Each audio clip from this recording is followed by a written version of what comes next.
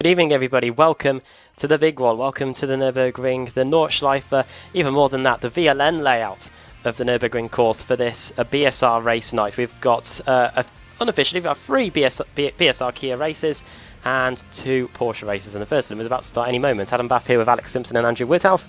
Alex Simpson, it's the Nordschleife, the Porsches. It's going to be pretty tough for these guys in what's going to be pretty much a longer race than we usually are used to here. Yeah, like you say, a little bit longer, but I still think it'll be a great one. Challenging, obviously. Any mistakes just get absolutely punished at this circuit. So I think those drivers that can make sure they can finish the 3 laps are the ones that are going to get a good result. So, and we've seen that time and time again. And I think the once we hit the Kias later on, that's going to be really exciting. From Andrew with us in about a minute. We're running through the grid quickly as we're about to get the lights on. Tommy Oscar on pole, Miles Klurtzy in second, Lewis Bibby third, Adam McNally fourth, Pete Newman fifth, Sam Kumo sixth, Steve Hefford seventh, Dan Blake Cape, Richard Gafenku in ninth, and David White rounding up the top 10. So Tommy Oscar on the front row of the grid, on the pole position, ready for the first race of the day.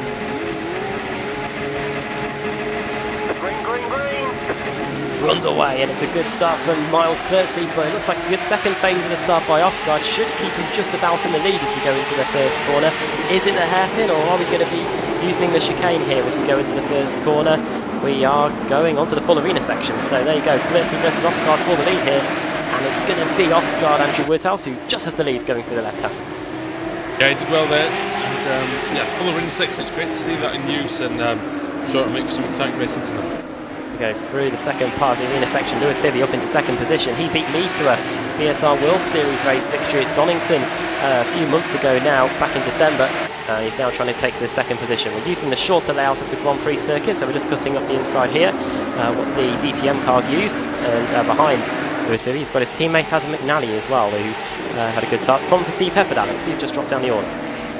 Yeah, I'm not sure what happened to Steve, but we just see him there, just recovering back to the circuit. So let's just see if I can get a tiny little replay up and see what happened to him. A long way to go for the end of this first lap, so no need to worry about staying with the action. Also look at that, Adam Delmont is out of the race, so I don't know what's happened to him. Someone lost it going into the corner, and then actually Hefford just lost it on the way out. So I'm going to look what happened to it was Delmont actually, I think, who lost it on the way into the corner, and then there was a couple of cars collected each other. So yeah, we've lost some cars already at the start of this race, big time. Well, Gafenku hasn't taken the start, and even Simon Landenborn. I think Kip Stevens is just being an admin on this session, so that's why he's not racing either. So we've only got 12 cars out of unofficially the 16 that started. We're on our way now through. We're just about to start the run, the very quick run towards the hairpin here. Shows you that we've only just gone to the Nordschleife section, but for the time being anyway, Tommy Oscar away at the moment, 1.2 second leads over second place man Miles Klurtzy, then third is Lewis Bibby, fourth Adam McNally, fifth Pete Newman, sixth Sam Kumo, and then seventh Dan Blake, who's got Dan Brown right for company here as we go on to this very quick section. It nearly hits the Armco barrier, and then he's onto the grass. He's all over the place trying to get the position, and Alex, if it's quick in a Kia this section, this section's going to be even quicker in his Porsche 911s. Yeah, it's always funny to think that our support race is actually a fair bit quicker than our main event tonight. But yeah, like you say, tough old track, and these cars, they understeer a lot in the right, with the heavy braking and things like that. So it can be very, very costly around here. And just think, Woody, when we were battering around here in that BMW M3, we're glad he never had any understeer, were we? Yeah, no, we did get overtaken by Renault Megane though, so make of that what you will. But in fairness, that guy was absolutely going, yeah. He had his wheel off the balls out, yeah, exactly. 3 wheels at one point on the track, so yeah, he was really going for it. Experience there, and the rest of the drivers are living on the edge here in the early going. 3-lap race here, so that's why it's pretty longer than usual, mainly because that is the minimum amount of distance we can do here in this Nordschleife section. In fact, the timing screen playing havoc with us, so you're going to see a longer race than you usually see on BSR race night. Tends to have to reduce the amount of races that are going to take place anyway. For the time being, everyone being relatively clean here as we go through this second third of the lap. As Bibby got himself all out of shape there, he managed to recover it. Sorry, no, it was Miles. He was all out of shape. Oh, and Bibby could lose out here. Here comes Adam McNally, his teammates, having a little look at the inside. That's not an overtaking opportunity there, really. That downhill section. Now we're on our way, not too far away from the carousel at this point either, as we go down the hill into left-hander here. Really should learn the corner names. And that's locking up Bibby into the wall. Bibby coming a cropper. Alex, we were stood up there, weren't we? Yeah. The cars were flying into that corner, and yeah, it's quite a good section. Then up the hill, and then this long run, which is going to be flat out. And then there is, I believe, slightly slower section here. Championship leader, just in 6th place at the moment. Just be very careful. So I put it in the wall a couple of times in practice. So yeah, it's very easy to do. No Matt Bunn here either. As off, where is Lewis Bibby going? I don't know. Probably Austria. There he goes. This is one of the best sections on the course, though. Flat out, still flat out through this fast right kink and the left kink, and then it's just slight braking for this very difficult left up the hill. And then Alex, this is the part where when we were in the car, the ground just goes from underneath you. Yeah, absolutely. Felt amazing going through here, like a roller coaster. Fantastic. Definitely, if you guys haven't experienced it, head on over to the Sim Racing Expo this year. There'll be a whole bunch of us going around here, I should think. Got to experience this. Oh, and Bibby just making. Sorry, was that Bibby or was it Closely? Closely, isn't it? Making a bit of a hash of the carousel there, just getting on the flat section. And Adam, you do not want to be up there. No, that's really got no grip at all. Really dusty and full of leaves and dirt and whatever up there. Plus, it's flat. There's absolutely no camber. Absolutely no camber at all. So you're going to be understeering like crazy. So, yeah, Miles Clertzy there taking not the most optimal line through the carousel. Thankfully, we've got some good camera angles this time of the carousel compared to the ones we were usually given. And now heading through this downhill section, the likes of Vipperman, Eschbach and Brunken here, this right-hander. And then we continue our plunge back down the hill, not too far away from the little carousel either. But this second half of the lap, the drivers don't have any respite at all. McNally looking quite quick actually as well, closing right in on the Miles. And even though he went off and lost a bit of time, he's right back on his tail. So, Alex, I think this is just about the part of the course where we came across a transit van bolting around here, didn't we? I think it was, yeah. But it's left, right, left again, and it's very fast. This corner here is very tricky. It reminds me, Alex, of the of Most Sport. You know, when they go down the hill towards that slow section, that corner is very, very tight. There's no runoff area. You can get into all sorts of problems. Adam, it's very, very fast through here. If you have an accident in this section, you'll know about it. Yeah, this is where we saw most of the incidents in the BSRTC the last few seasons we've been racing here. I think Dan Kraft had one whilst leading. That one stands out, and the drivers can really get it wrong in a big way, especially that right-hander which we've just gone through now on our way to the little carousel. It really can catch the drivers out, put 2 wheels onto the grass there, you're done for. Now into the little carousel. Here they go in the camber there, and now we're just a few moments away from going on to the Dottinger Höhe for the first time. Which Tommy Osgaard is already on Dottinger Höhe.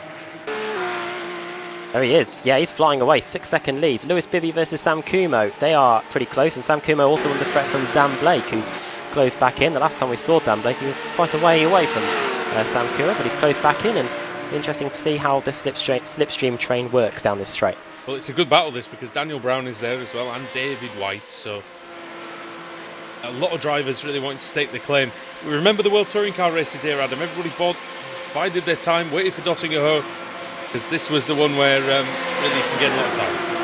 Yeah, they're using it to good effect now. Sam Kumo getting past Lewis Bibby, who hasn't got good aero at all there on the rear wing of his Porsche. Now here comes Dan Blake on the grass, and Dan Brown takes the opportunity. Up the inside he goes and through into 7th position. A good first lap at 5 places, Dan Brown. Going into the final corner, he's now in 7th place. Alex Kumo doing a very good job of defending there. It seemed like it reminded me of someone trying to defend the line in the last lap of the Daytona 500. They were up the circuit, down the circuit, just trying to stop whoever had the best run. Yeah, that's it.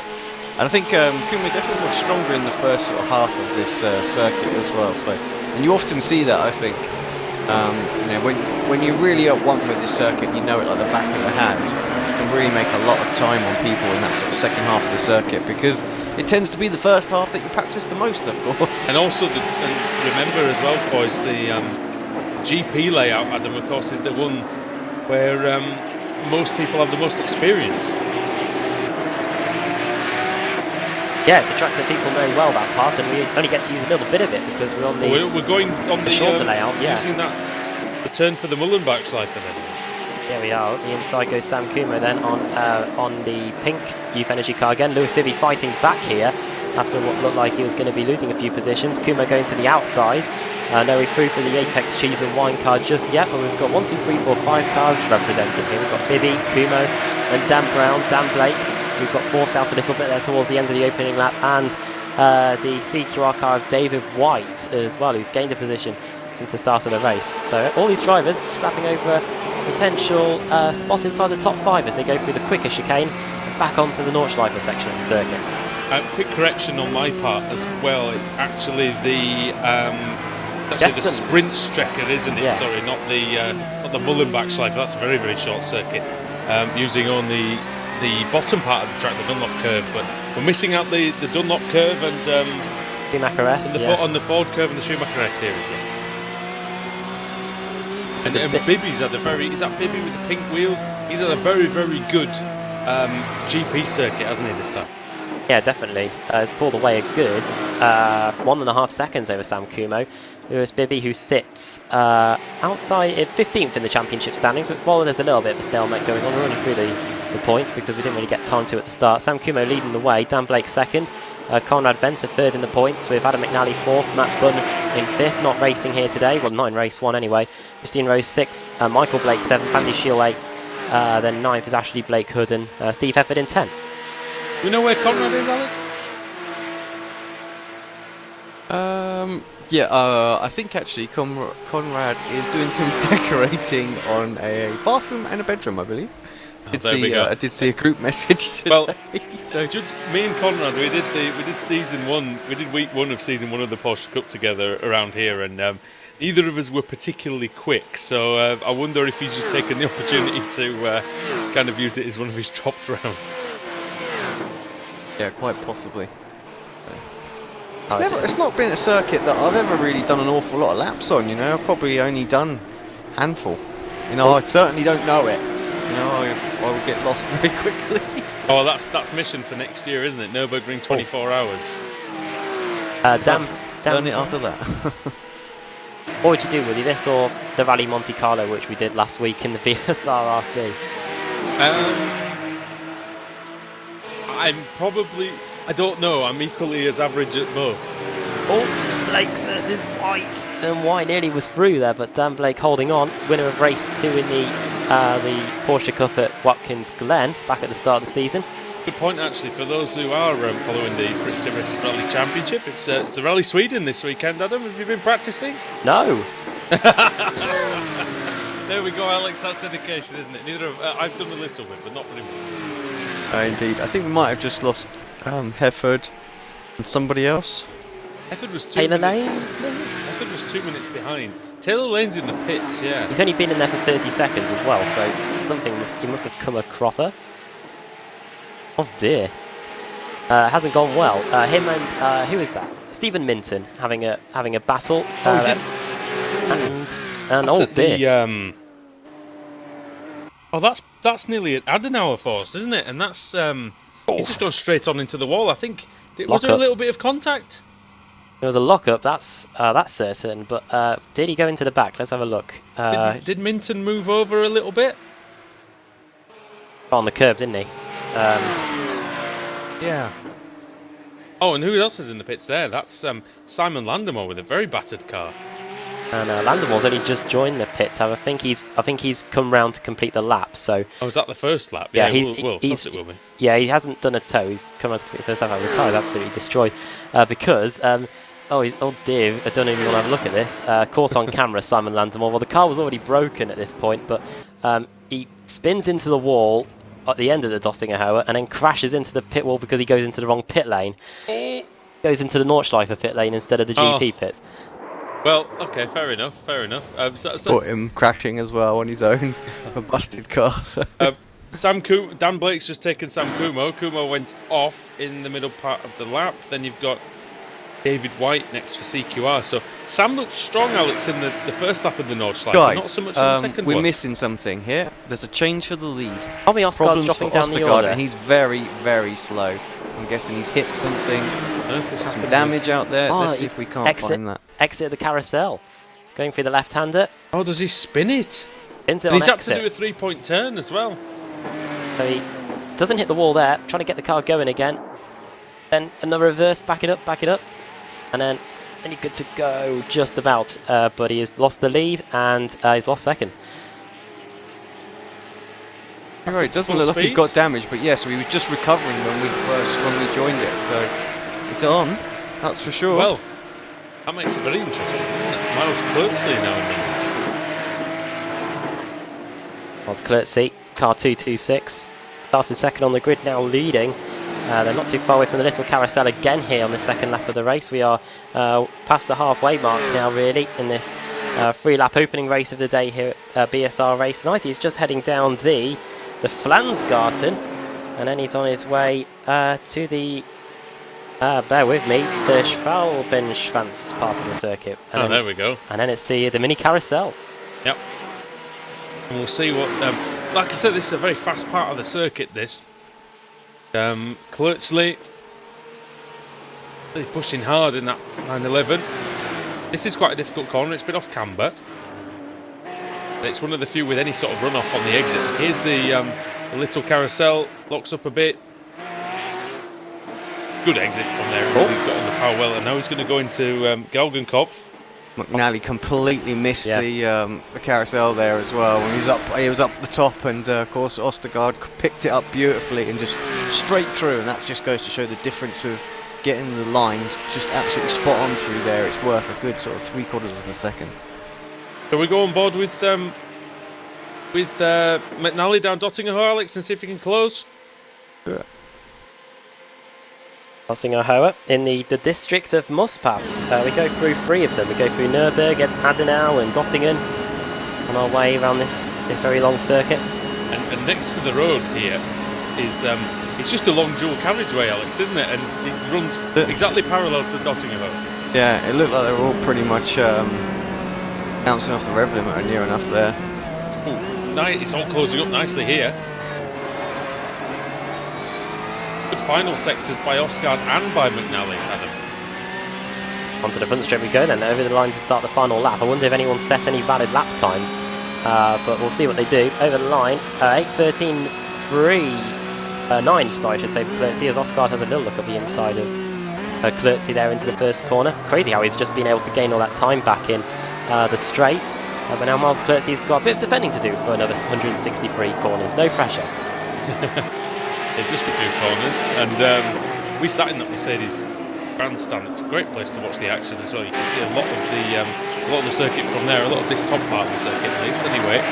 Oh, Dan Brown versus David White. I think Brown might have had a problem at the first corner because he's lost a bit of time to Dan Blake. Yeah, Dan Blake's in front by quite a way now. David White having a look at the inside. No, he decides not to at the exit of the arena. And now this is going to be close, this, isn't it? It's the final lap of the race. Although it's a little bit facetious saying that, really, Adam, with over 20 kilometres still to go. Yeah, in any other circuit, that'd be a fair few laps yet. Oscard now having to defend again into the chicane. That's not an overtaking spot, it's just too quick. This version of the chicane we use on this Jessam Strecker VLN layout. Now into the left-hander and back onto the Nordschleife circuit, where we have had the start line in recent years of the BSRTC. Having a little look at the inside there, Oscard, but no way through just yet, and Miles Klurtzy remains in this lead position. I must admit, it's a lot better for the drivers, isn't it, to have that arena section, I think, as the first part of the lap, because it should really spread the cars out, especially in the touring cars, enough for there not to be a lot of accidents in this first sector of the Nordschleife. Yeah, the people in the midfield are very happy with it because they usually were the ones that get caught up in the mayhem when we started on the Nordschleife, and the people at the back are a little bit unhappy because it means they don't get to gain many positions from big wrecks anymore. So, yeah, double-edged sword, but yeah, here they come. We say that, but we haven't done any races yet. But having said that, they're not going to have to start halfway through the last sector of the Nordschleife either, I don't think. No, especially we had 50 cars. 50 cars, yeah, in the BSRTC, as Oscar doesn't get the best run through the Flugplatz. And now on our way through Schwedenkreuz and then Arenberg, the hairpin that we're coming up to now. Yeah, it's a great corner as Arenberg coming up. It's one of those, Alex, isn't it? It's not that the left-hander preceding it is quite tricky as well, because you've got to get over to the left-hand side for this right-hand corner. Oh, wow. Every section to me is the top one. Difficult track. And I've just realised I'm asking you questions about the circuit and you're not going to know where the hell it is. I haven't got a clue. On the circuit. Scooby. So, but yeah, I mean, you know, Adam, just imagine it's so narrow, it's so tight, and when you're tucked up behind somebody as well.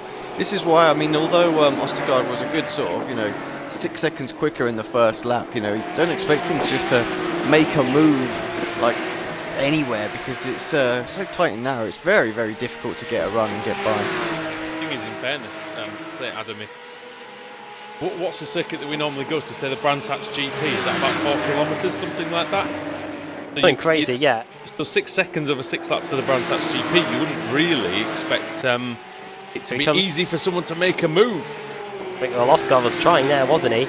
Yeah, I think Brands Hatch Indy is about 2.5 kilometres, or maybe even just a bit longer than that. And now we're racing on almost 10 times that distance as we go over the curbs. And Miles Klurtzy was flirting with disaster there. And here comes Tommy Oscar. Oscar bounced over the curbs hugely there as well. But we saw, didn't we, at Zolder, the Porsche can take it. About the Kia just about as well. Here we go to the hairpit. To this left-hander. As I look on the track map, this is the Veggie field. Into the wall, Klurtzy. There you go. Into the wall, and Oscar is through. That deserves me right for trying to look down at the track names. Yeah, off into the wall goes Miles Klurtzy, and Tommy Oscar regains the lead. Big mistake, Alex. Like pressure, really. That was just a pressure. He knew how quick Tommy was. And to be honest, I don't think Tommy had any inkling about trying to go past through there. Just too tight and too narrow. He was just going to wait until the end of the lap. So yeah, unfortunately, Klurtzy just let the pressure build up on him there. Sometimes all you have to do, Adam, is force a mistake, and that's pretty much what happened, isn't it? Yeah, he was there in the mirrors, and I think that presence of Klurtzy being behind, Oscar being behind would have pressured Klurtzy into that mistake. Unfortunately for him, with the little bit of damage he's got to the car, I think his best chance of regaining that lead is if Tommy Oscar makes another mistake in the carousel, which we are about to come up to now, just going through the right-hander at the Geshelken. And now into this right-hander, and then onto the carousel. David White got past Sam Kumo, by the way, as well on the previous lap. So White up into 8th position. Anyway, down to 9th, the last car running, in fact. And it's actually closing up fairly well between, and now McNally is right with Klurtzy, and I'm not really surprised after the damage that Miles must have sustained on that Armco Barry. Looks very reminiscent of my Mini Cooper Countryman after the Monaco Rally. Mine was fairly intact, but I wasn't going quick enough, as we established.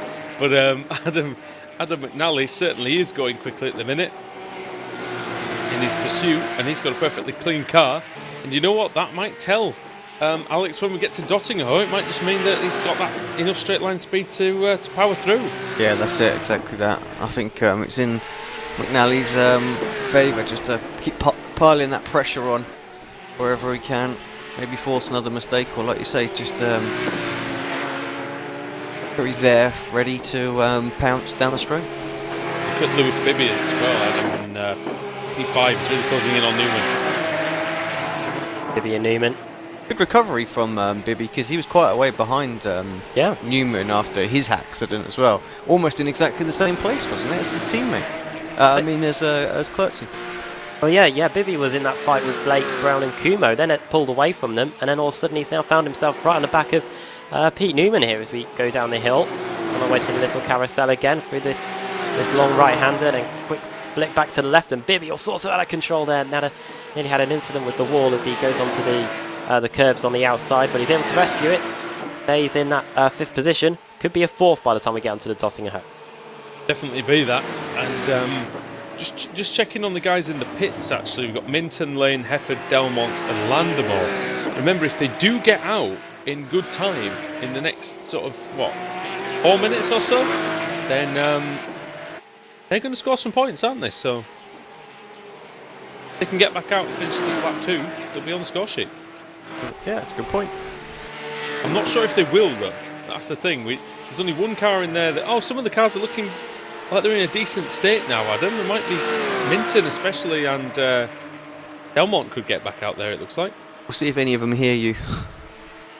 Yeah, quick, they'll go, Oh, yeah, they haven't got much time, have they? Because Oscar's about to take the checkered flag. Commanding victory at the moment. It looks like in prospect. He's just got to get through the final corner. McNally going for second. And I wonder if Bibby's going to get Newman. No, too close. No, too far away, I should say. Dear me. Oscar then, he's just got the final 3 corners and he's really dominated this one.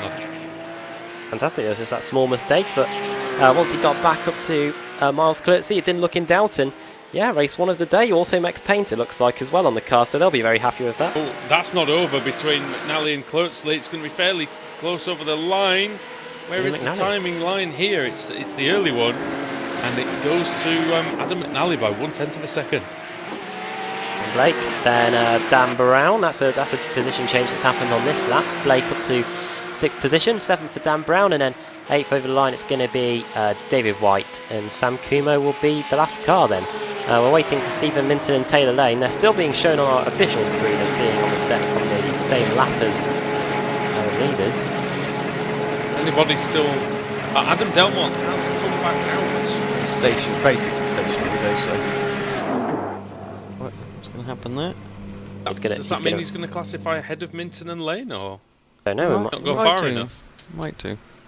Anyone else on the track? No, it doesn't look like it. So it looks like Minton and Taylor Lane have been classified as being on the same lap as the leaders, which is interesting. Which is not I don't think that's correct. Yeah. No, because they're 1 lap down. They're at least 1 lap down. I think they're 2 laps down actually. So we might want to just. I think the top 9 are right, but I think with it's the changed others, now. It's changed now. Oh, yeah, has it? Oh, there it is. 10th, yeah. Minton 10th, Taylor Lane 11th. They're both 1 lap down, but I think the reverse grid, is it based on points? But I'm not sure. Did they even do? It's did on they points. Even do 2 laps though, Minton and Lane? I'm not sure they did 2 laps. Minton definitely completed 1. Yeah, so if he's on the second lap, then he would just be the 1 lap down. When you tow back, it finishes the lap off, doesn't it? Yeah. Oh, right. Right then, end of the first race, and yeah, join us after the break here on Apex Racing TV, because it's going to be race time for the BSRTC, the opening race of the day around this some Strecker circuit here at the Nordschleife in the Nurburgring.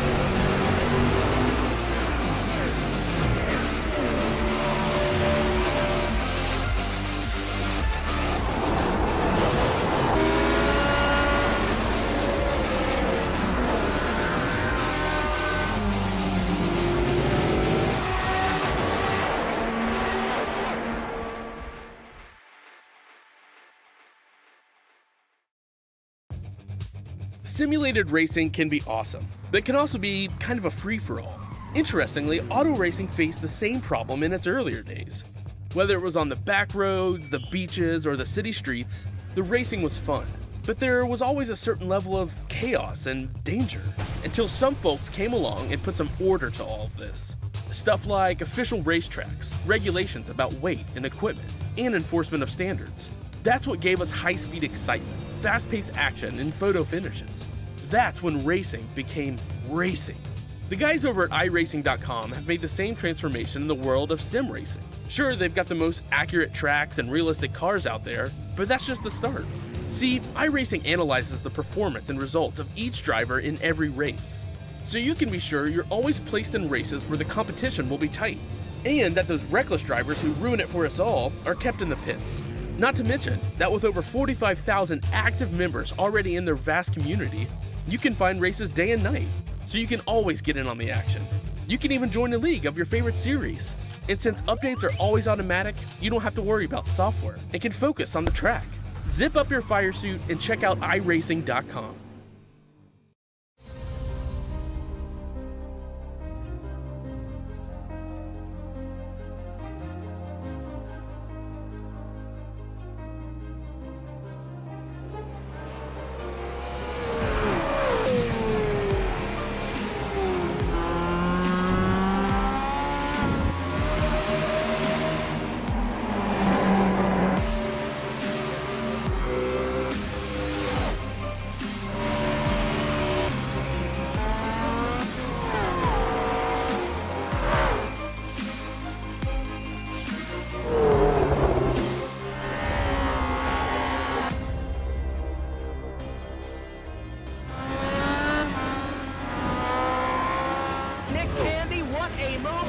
in the outside contact made. 56 slides it at a 4.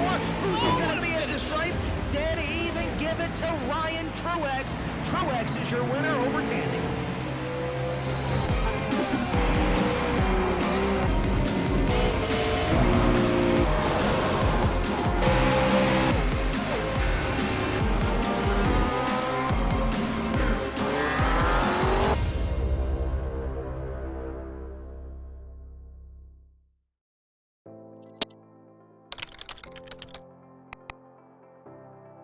iRacing.com is a sim racing game that combines a true-to-life racing experience with an online community of virtual racers from all over the globe. iRacing offers a multitude of officially licensed cars and tracks, laser scanned with millimeter accuracy. Their car models and mechanical systems are based on real-world physics and engineered in cooperation with manufacturers and race teams. iRacing's web-based interface allows members to compare stats and test drive any combination of car and track instantly. Their skill license system ranges from rookie to pro, ensuring members are always pitted against those with similar skill sets. Members are able to sign up for a weekly race series, compete in time trials, host a private race with friends, and participate in racing leagues created and run by the community. With over 60,000 members, iRacing works in partnership with renowned motorsport organizations like SRO Motorsports Group to deliver virtual races based on the real-life Blancpain GT series.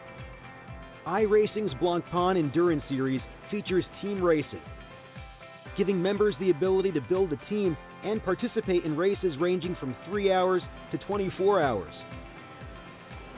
Additional partners include NASCAR, IMSA, V8 Supercars, IndyCar, allowing members to race in their very own 24 hours of Spa, Bathurst 1000, Daytona 500, and many more. iRacing.com, delivering the most authentic racing experience short of getting into a real race car.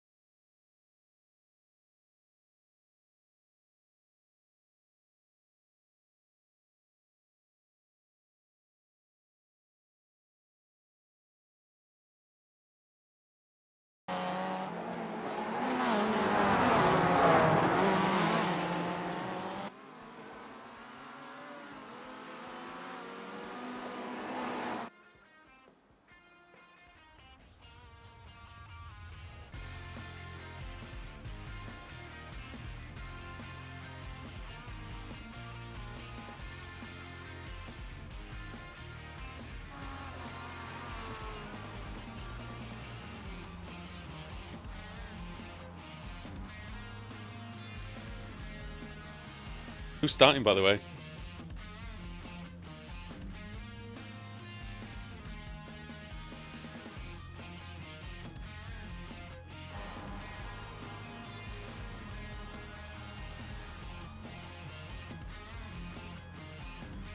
Welcome back to BSR Race Night at the, can't do it, at the Nordschleife in Germany, the Nurburgring, the Gesamtstrecke VLN layout. Andrew Woodhouse, Adam Bath and Alex Simpson with you for the first of our British sim races. Sorry, oh dear me, that's a crash. Sorry, I have to point that out. Wojciech Savinovic has lost it in qualifying. Adam, he was sideways in the middle of the circuit. Having a look at this, yeah, he's on his way. That's Arenberg, isn't it? Yeah, and then that does not go at all well. Alex, did you get that one? Well, just watching it back on the replay now, so should get that. Yeah, it hasn't set a lap yet either, so... It's a Flugplatz, so I apologise. That's really important. Oh, big crash as well. That's qualifying done then. Of course, there's no resets in qualifying here. I do apologise for that abrupt comment, viewers, but yeah, Wojciech Savinovic, he's going back out on the circuit. What is he doing? I don't think he's allowed to do that, Adam. Well, yeah, that's the rules we've experienced for the last 2 years. I've experienced it as well. I got banned for qualifying for the next one after I did it, after getting caught out on the broadcast. But yeah, so Savinovic, yeah, just doing it again. I mean, in fairness, he's not going to make it round for a timed lap anyway. So it's kind of a moot point. But he shouldn't really be going out on the circuit anyway. But yeah, I think we're supposed to advance in 2 minutes, is it? 2 minutes. Yeah, we're going through the championship standings anyway. Before we start, Baker leading the way by 55 points over Stelian Chepelevsky. Then it's Sven Glatzel in third. Fantastic job to be third in the points for the Fanatec team. Then Michael Hall in fourth, only 4 points behind. Then George Simmons in fifth. Sixth is Dan Kraft, seventh Nicole Foggy, eighth Richard Gore, ninth Kip Stevens, and 10th for Jake Blackhall. Weirdly, on the driver standing says he's driving for a CQR race sub. I thought he was driving for a different team. But yeah, Nicole Foggy leading the way in the AM standings. Second, John Roberts with his teammate Stuart Atkinson in third. And then Roy Ververke in fourth for the Automech Knock Hill team. Forstein Helgerson in fifth. Sixth for Rob Graham. Seventh, Andrew Whitehead. Eighth for Max Wright. Ninth, Scott Malcolm. And 10th for Simon Roden. And in the teams championship, it's CQR S-Line leading the way ahead of Apex Racing. And then Pro Sim in third. Fourth for CQR Race Up, then boosted in fifth, highest of the Pro-Am teams, in fact, with Fanatec in sixth, despite Sven Glatzel's fantastic start to the season. Then NLR in seventh, Simgear in eighth, Automech Knock Hill in ninth, and Automech Performance in 10th, Fanatec in 11th, and GT Omega 12th. Two teams. Well, they were both the same team at one point, but yeah, two teams are going their separate ways, and now at the bottom of the teams championship. And it's going to be a hard-fought season all the way through to the end. At the moment, we've got Stelian Chepelevsky on pole position, and Ashley Sutton, fresh from a win last weekend in the BTCC. P2, Daniel Kraft in third, Colin Cunniff in fourth, Richard Gore in fifth. Have we still got anybody, Alex, who's actually on their fast lap, or is everybody pretty much done? We might have. Let's have a little look. Woodhouse is still going. In fact, he's at the end of the lap. That's Helgerson. Woodhouse is coming onto the main straight. He hasn't set a lap yet. See what he does. GT Mega Racing over the line. And is that no time? That's no time for Mark Woodhouse, Adam. Those are results. Mark Woodhouse will stay in that 28th position. And who's going to be at the right of the back? It looks like it's going to be Craig Evans. These will all change, of course, because it's going to be based on iRating the moment we advance. It is now 22 minutes past 8, so we can expect an advancement to the race session imminently. Track 2 has the highest iRating out of the drivers that haven't set times, and there's quite a few of them. Castrolido, certainly. Oh yeah, I would imagine. I imagine he's got one of the. Alex, oh no, Rasmussen hasn't set a lap time either. So 9, yeah, 000, Rasmussen yeah. followed by Castrolido. I think it'll be 9,000 iRating. What? Just to put that into some significance, my iRating is 1,681. Oh, there we go. But that I don't do racing, obviously. Well, I don't race very well. Alex, you know how hard it is to get up. Double my iRating. That puts it into some perspective Are you as like well, I guess. Are you like 6,000 or something? 5,800 or something now. I think I lost about 400-500 in the last like 6 races I did. So, but you know how hard it is to get to that point. Yeah, So 6,000 was a slog. To get so to 9,000? to get to 9.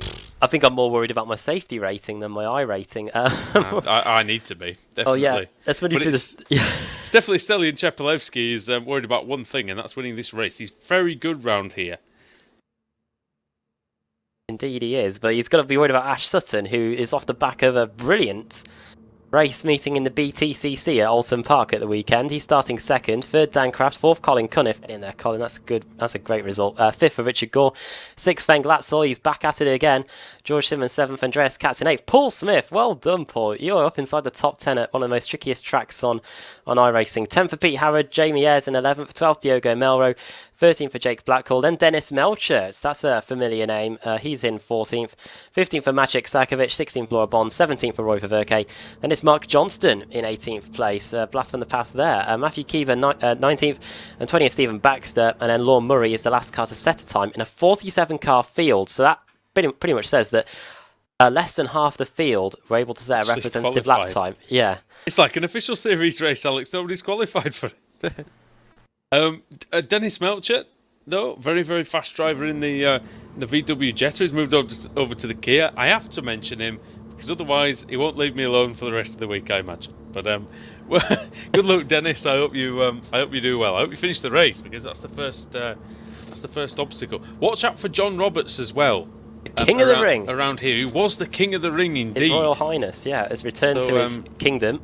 I wonder if he can make like Brock Lesnar and just suplex everyone else out of the way. We're about to find out. Yes. And we are indeed, because any minute now, here we go. The red lights are beginning to come on at the Nordschleife. Green, green, green. Very short hold and the green light is on. What a good start by Chepelevsky. Terrible start for Sutton. Here comes Cunniff up the middle. And it splits Sutton and Kraft. Sutton's late on the brakes as he is normally. Into the hairpin. And it does appear that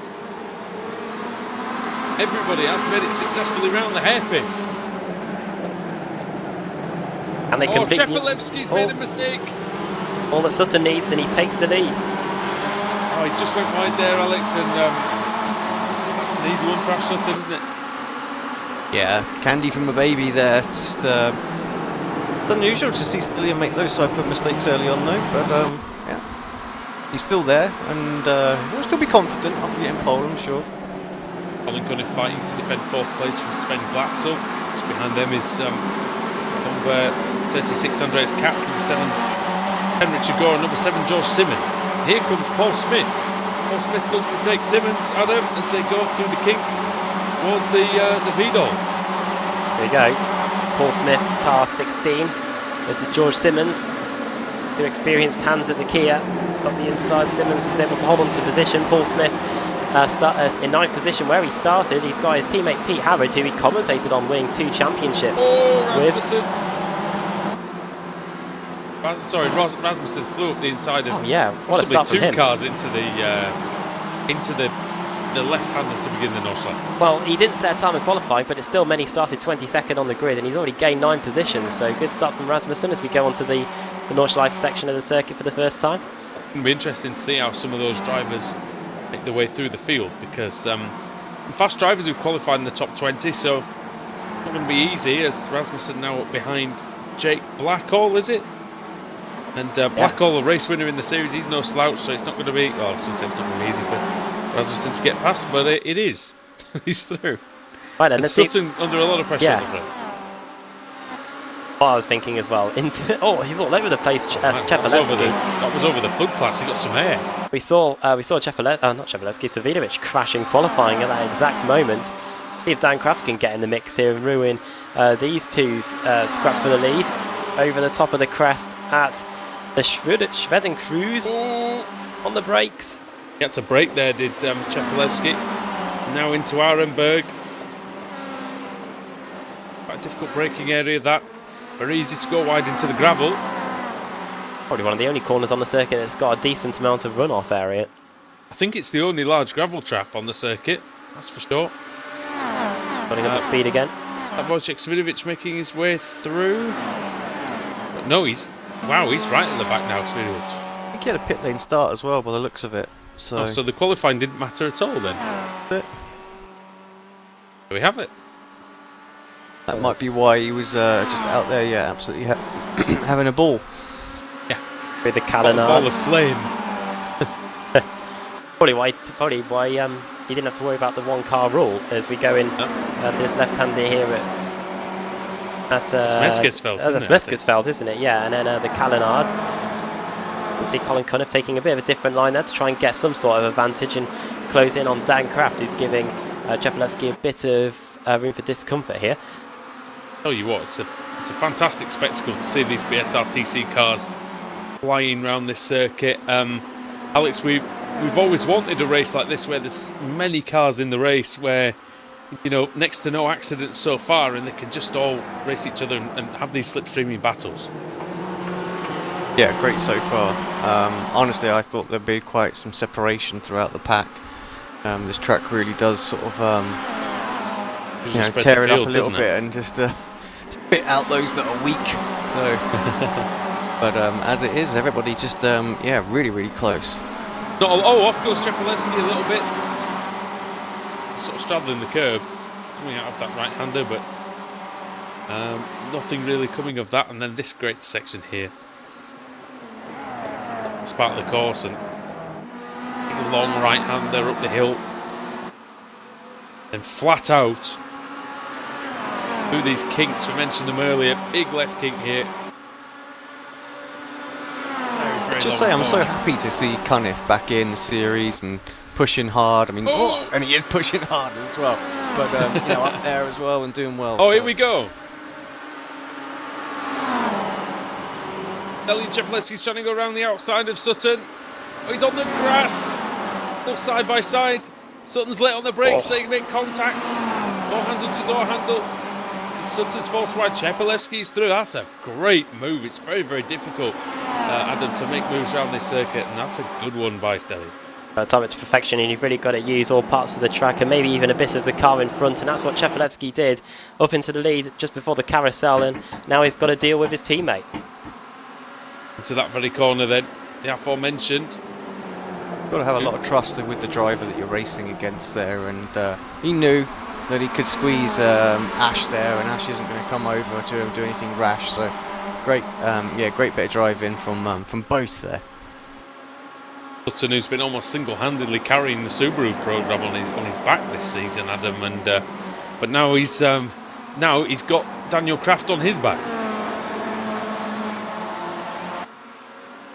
There was Sven Glatzel as well as we go through the second part of the lap. Dan Kraft in third position, sliding his way through. We saw quite a few cars in the Mazda MX-5s get caught out of this part of the circuit. Different lines from Glatzel, actually making up a lot of time on Cunniff. They do say around this Nordschleife that fastest line isn't always the racing line, and I think we see that what Glatzel's doing. I think he knows the proper lines around here, it looks like. How's our King of the Ring doing? The answer is not well. No, he might be dethroned. Did he get at a this pit rate. lane start as well, or is it just damage from John Roberts? Lost 8 positions since the start, John Roberts. Still on the track. It has stretched out a bit, Alex, at the back of the field, but definitely at the front, a very, very high pace being set. Off goes Matthew Keeber. Oh, dear me, and Alex Everett has to stand on the brakes. Keeber really suffering out there. Did we see what happened, Alex? He's gone completely now. Yeah, he's gone back to the bridge, just having a look at what happened. Alfa Tech, one of the teams near the bottom of the table. Oh, he just goes off into the gravel trap and into the Armco barrier, and that's really damaged the suspension, it looks like, and he's done. Oh yeah, I see it from a different angle now, and car just tracking already all over the place. So, like you say, some avoiding action required. Into Matt Keeber then, and well, what's the gap at the front? Just about a 1 second. second, isn't it? Yeah. But how much can Ashley Sutton close down Dottinger Hoa? Because Oh no, Paul Smith's done for. oh no, he's not. Well, he's got going again, but the car's really struggling. Is it tracking straight? We'll see when he gets onto the straight. Doesn't look like it. Maybe a little bit. He might be able to finish the race, but yeah, lose a lot of places, I think. Oh, the 3 wide in front of him. 3 wide in front of where Smith ended up. I'm not sure who it is. I need to find it. It's Foggy Laidler McIntyre. Thank you. Here comes Jack McIntyre then in that neon yellow sim gear car. Rusty Laidler. Where's he going? Rusty Laidler is going to Austria, as you said, and he's gone around the outside of number 14 there. That's Roy Verke. While on the grass, Verke struggling slightly. Around the outside at 180 Ks. 180 Ks with hardly any grip. Glatz was having a look at Glatzel there as well. Nothing happened. What surprised me was Glatz was right on the tail of Cunniff, but decided not to go by down the straight there. Weird, you'd have thought he'd definitely want to get after the front 3. And Cunniff makes a mistake. He's did gonna exactly what Cheppy did in the first lap. Glatzel might not have no choice to go through here. Although we've got to turn right in a second, Adam, into this hairpin at the sprint Strecker. Oh, Glatzel is through, that's nice. Yeah, he's through. Just about round the outside. Sven Glatzel, who's third in the championship. Don't forget the Diaz driver doing a very good job here in the Fanatec car and proving it again. He's up to the 4th position now, and that's 2 positions gained. Colin Cunniff down to 5th, and might have to start worrying about Andreas Katz as the Diaz crew start to put some pressure on here. Yeah, 4 different drivers in this group. Sorry, 4 different teams. Rizzo, guys. Sorry, he's going extremely slow out there at the minute. Fanatec, you've got Northern Lights Racing, Apex Racing UK, and you've got Boosted Motorsport. Oh, and speaking of Boosted, that's Joe Simmons trying to have a go on Richard Gore, but Gore shuts the door. Been a great season for Simmons actually, and the Boosted team. Nice to see him up there every week. Well, definitely, he's distinctive in that yellow car, isn't he? Yeah, he was quick, when he joined this series, but he's definitely found something a little extra. And that little extra maybe just that bit of extra racecraft, because I think he was, the guys were giving him a hard time when he first joined the series because he was involved in a few accidents. But yeah, now it's quite a rare occasion, and yeah, he really does race the guys really hard as well. Found that consistency though, hasn't he, that you need at the front. It's alright to qualify at the front every now and again, but he's constantly there now, isn't he? And that's impressive. Yeah, absolutely. Very close to Gore right now. Good battle here between that is Ricardo Castrolido and Diogo Melro. That's 9th. Is that 9th place or? Yep, 9th and 10th. Yeah, it is. Yeah, Melro at 3 positions and Castrolido at 13 positions. Gonna try very around the close outside to here. Chippy as well. We might have Melro to letting him switch through. if it gets any closer. I'm surprised Melro just let him go. Because it's a very difficult circuit to overtake on. I don't see the point in letting anyone through. Yeah, Melro 2-time Club Series champion really. as well. Guess we missed that we lost Rasmussen as well, so he must have had some sort of accident. Was flying through. And now maybe he's flown out of the race. Not sure what happened to him, yeah. But he's been in the pits for 4 minutes now, so yeah, something must have happened on the first lap. Sutton's got the gap down to 0.3 of a second, as Alex was saying. So yeah, going through the chicane after the Arenberg hairpin, and on their way to this fast left-hander. This is Metzgersfeld, and it's a very, very tricky double left-hander. And this is a really good section as well. Down the hill into this right-hander with hardly any runoff area. And then and we're into the section at that's Breitscheid. And then this is very,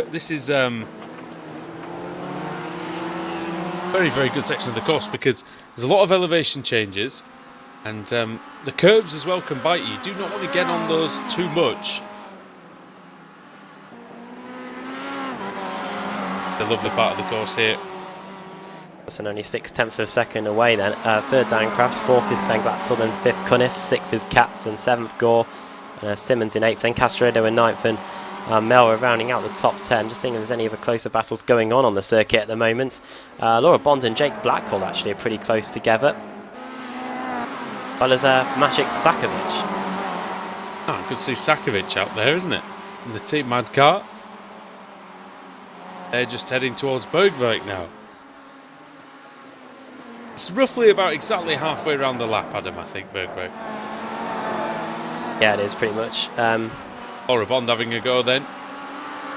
Right with Jake Blackhall. 11 kilometres into the lap on what is a 24-kilometre circuit. Blackhall in the racing line. Laura Bond going onto the grass a little bit there. Going towards the carousel now. Got the Blackhall bouncing along a bit. Great kink right, like I say, and then a fast, very, very fast left here. Taking it. Blackhall really struggling. Well over 100 miles an hour. It may have been too fast for Blackhall that time. He's losing the rear, isn't he? Really losing the rears all over the place, Adam. Yeah, I think he's just happy to be alive by the time he's got to the carousel here. Jake Blackhall stays in that 14th position. Laura Bond up a position still to 15th. Colin Cunniff versus Sven Glatzel. Oh, Bond has missed the carousel. He comes Teammates on are side by side. Sorry guys, Sakovic. this is Glatzel, Gore, Cunniff back in front of Glatzel as well. Simmons getting by Katz. So something went on there, and that whole little group has completely changed. I think Gore made a slight bit of contact with Glatzel. Glatzel's got damage, hasn't he? I think the two were trying to get past. I think Katz was trying to. crabbing. Yeah, the car's crabbing all over the place. Suspension is gone. Is that the rear right suspension, Alex? It's just given up on Glatzel. He's into the wall. The German is out. I'm going to see if I can find what happened and what started that all off. He's not going to find a gap here, is he? There's Glatzel. It looks like very minimal contact, Alex. I'm just looking on the replay now. Right, the two get stuck together. Him and Kaz get stuck together, and for some reason that gives Glatzel a whole load of suspension issues. The thing is, it can break the suspension. He does then go into the wall. Yeah, he goes into the wall as well. If you just hit the wheels, though, at a very, very small angle, at the wrong angle, sorry. It doesn't take a lot of pressure to snap a suspension arm, and I think that's pretty much what he's done there. Well, that is the end of Sven Glatzel for the race one anyway. Might get help with the reverse grid if he's able to stay just one lap down. For the time being, Stane Shepelevsky's extended his lead over Ash Sutton to 2.8. The gap's going up. What's happened to Ash Sutton? Or am I just seeing things? Yeah, no, you're not. He's slow. Ash Sutton is very slow. What's happened here? Could be Colin Cunniff getting to him as well. A slowdown penalty? Or is it? Was it an accident, Alex? I don't know, to be honest. It could be a slowdown. I think Sutton's got suspension damage as well, you know. Yeah, he's definitely got suspension damage, guys. Going again though, but yeah, so he's obviously had some sort of slowdown penalty, but car's crabbing, back up to speed. It looks like the car's crabbing down Dottinger Ho, Alex. I'm not sure if you can pick anything up there. Yeah, it's definitely not right. You just jump on board, see what he's steering. Steering wheel's perfectly straight though. So I don't know. It looks a bit wobbly. But he's picked up the damage from when, from what the piece of the front, the cosmetic damage basically, the damage you see on the screen, basically from contact with Stane Shepelevsky early on in the lap. But yeah, here comes anyway, here comes oh, look, Castredo. He can barely slow it down. Barely slow it down through the fast section. Look. Yeah, Castredo obviously caught up with all that going on in that lap, so he had about 5 seconds to gain. So Simmons, it's all over the back of Simmons. Simmons got 1.7 seconds to Katz. Sorry, Katz to Sutton. Sutton declines the pit lane, by the way. I think that's probably sensible. Yeah. He's going at a decent pace still. Castredo then is going to try and go up the inside of Simmons. Simmons really closes the door there. And if we right to him, Castredo's now going to try the outside. French driver. That's Andreas Katz, of course. Who we actually met at this very circuit, Alex, last year. That's it. And Simmons trying to go around the outside of him. Former BSRTC champion. 2 times, Adam. Very well, yeah. And it Andreas should Katz. have been, you could argue it should have been 3. Yeah, if it wasn't for a certain driver in front of him known as Ash Sutton. And it could have well and truly been 3 at the final race at Daytona in 2015. Here comes Castrolado though, up the inside of Simmons. The driver's just behind him. Close. I think Sutton's learned his lesson from that one as well, hasn't he? Well and truly, about a year and a half later. Now, Castellino got a good run. Going to be alongside Simmons, dear me. That's only a king, really, but still nearly made some contact. Number 26 there is Diogo Melro. And I always forget to turn left here, I must admit. And it looked like some of the drivers did as well, because they really didn't want to go towards the right-hand side of the circuit. 2-second lead for Stelian Chepelevsky at the moment. Daniel Kraft is flying though. You know when we said that Dan Kraft was the best he'd ever been, Alex, he really is showing that here. Yeah, very consistent all season long actually, and definitely a big scoop, wasn't it, getting him from what was now sort of defunct friction racing in this series anyway. So yeah, major coup. So, and really he's sort of helped drag that team, or not that they were ever going to be off the pace or anything like that, but that extra consistency up the front is why that team is set top of that championship right now. So a lot of time for Dan Kraft. He's an absolute fantastic driver, and I said this last week, he's going to be in the shout at the end of the season. He's very, very good. Someone else who's very, very good as well, who we've barely even mentioned all season, by the way, gents, is Jamie Ayres. And Adam, he did a very good winter series, and you know, here he is showing exactly what he can do around a very, very difficult circuit in Kia. Oh dear, that's the end of Caldas. That is one of the saves of the season. You'll see there from Castrolado. I don't know if we saw that on the cameras. We might need to get a replay of that. But you were already ready to say that was the end of him. Yeah, it's the same with Maciek Sakovic at Imola, wasn't it, in that Kia Cup Series race? What a fantastic save that was by Castrolado. And he still stayed alongside Simmons. Did he go through? No, he didn't. But he still nearly overtook Simmons, even after that massive slide. The powers of front wheel drive right there. But yeah, Jamie Ayres. Did you get that, Alex, on the? Just watching it now, looked absolutely amazing. Like you say, if he'd have pulled the overtake off, it would have been even more special. That would have needed to go on the Facebook, definitely. Jamie Ayres then, yeah, your point. Yeah, he's good in anything really. He races in the BSR Mazda MX-5s, races in this, and doing well in both really. Ah, look who's here. Behind Jamie Ayres is David Baker. I've not mentioned him tonight. Yeah, started at the back, up 14 positions to 12th. That's double 6 really, so he's doing a good job. Oh, he's going through! He's ruined that for you, Adam. It's alright. 11th, yeah. He's up the inside. Oh, wow. And fantastic move there, I must say. I think he surprised Jamie Ayres there. Up 15 positions now, David Baker. So yeah, 11th place now. How far is he off a top 10? Pete Howard is 2.5 seconds up the road here on the final lap of the race. Laura Bond's got past Jake Blackall. That's for 13th position. Still the battle going on between Maciek Sakovic, Nico Foggy and Jack McIntyre. They were going at it down the straight on the last lap, so still going for it here. Button's closing in on Cunniff as well, so podium might not be a sure thing for Colin. Sutton's car looks horrible though. The rear end is just, it's like there's no weight on the rear end at all. Completely just dancing around, a little bit out of control. It's in front of Andreas Katz though, mind you, and Richard Gort. Melro goes past Simmons. Simmons dropping down the order a couple of places now. Castrolido's through, Melro through. I don't know if that was a mistake from Simmons. If we can get that back. Not too sure what happened to George. Michael Hall versus Max Wright.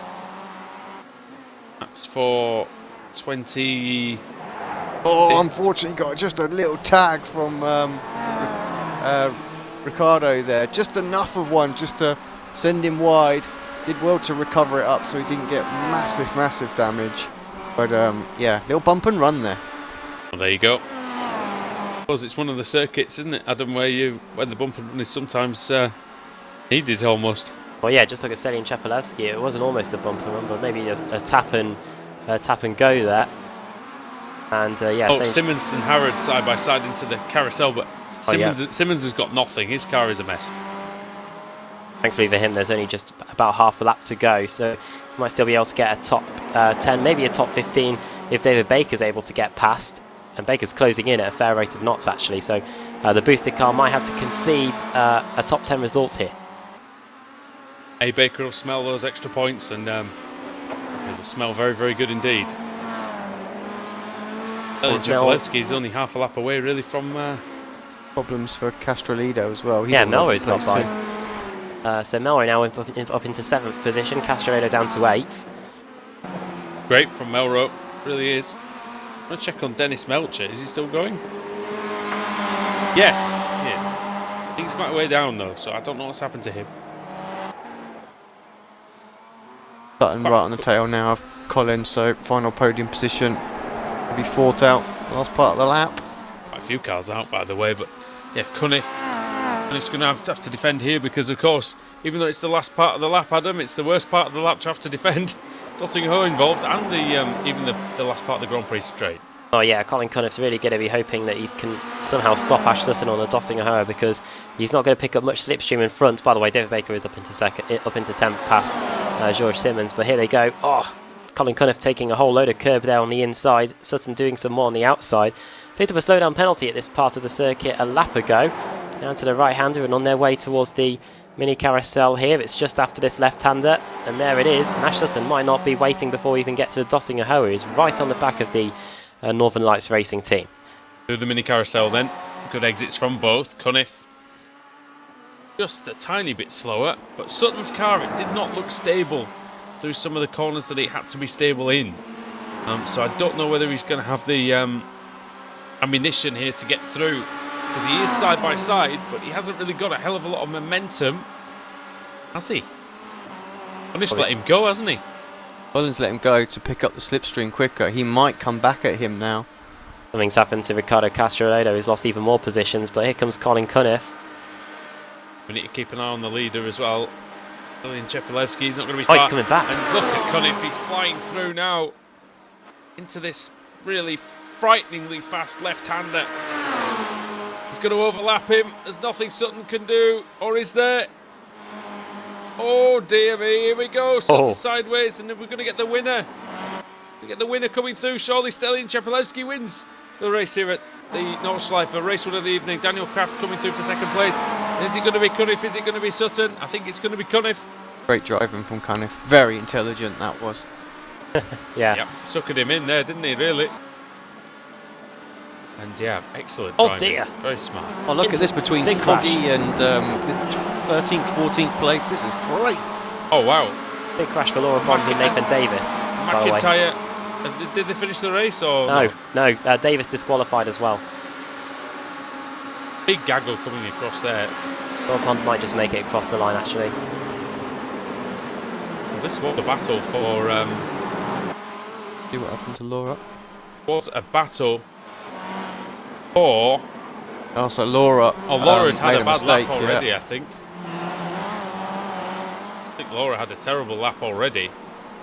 And, just loses the car. Poor old Davis, Alex. Really no chance. Yeah, just a few corners to go. He'll be gutted with that one. Yeah, I have no idea what happened to Bond on that lap, at the second half of the lap, Adam, because she was right in front of... she was in front of Jake Blackhall, who ended up finishing 11th.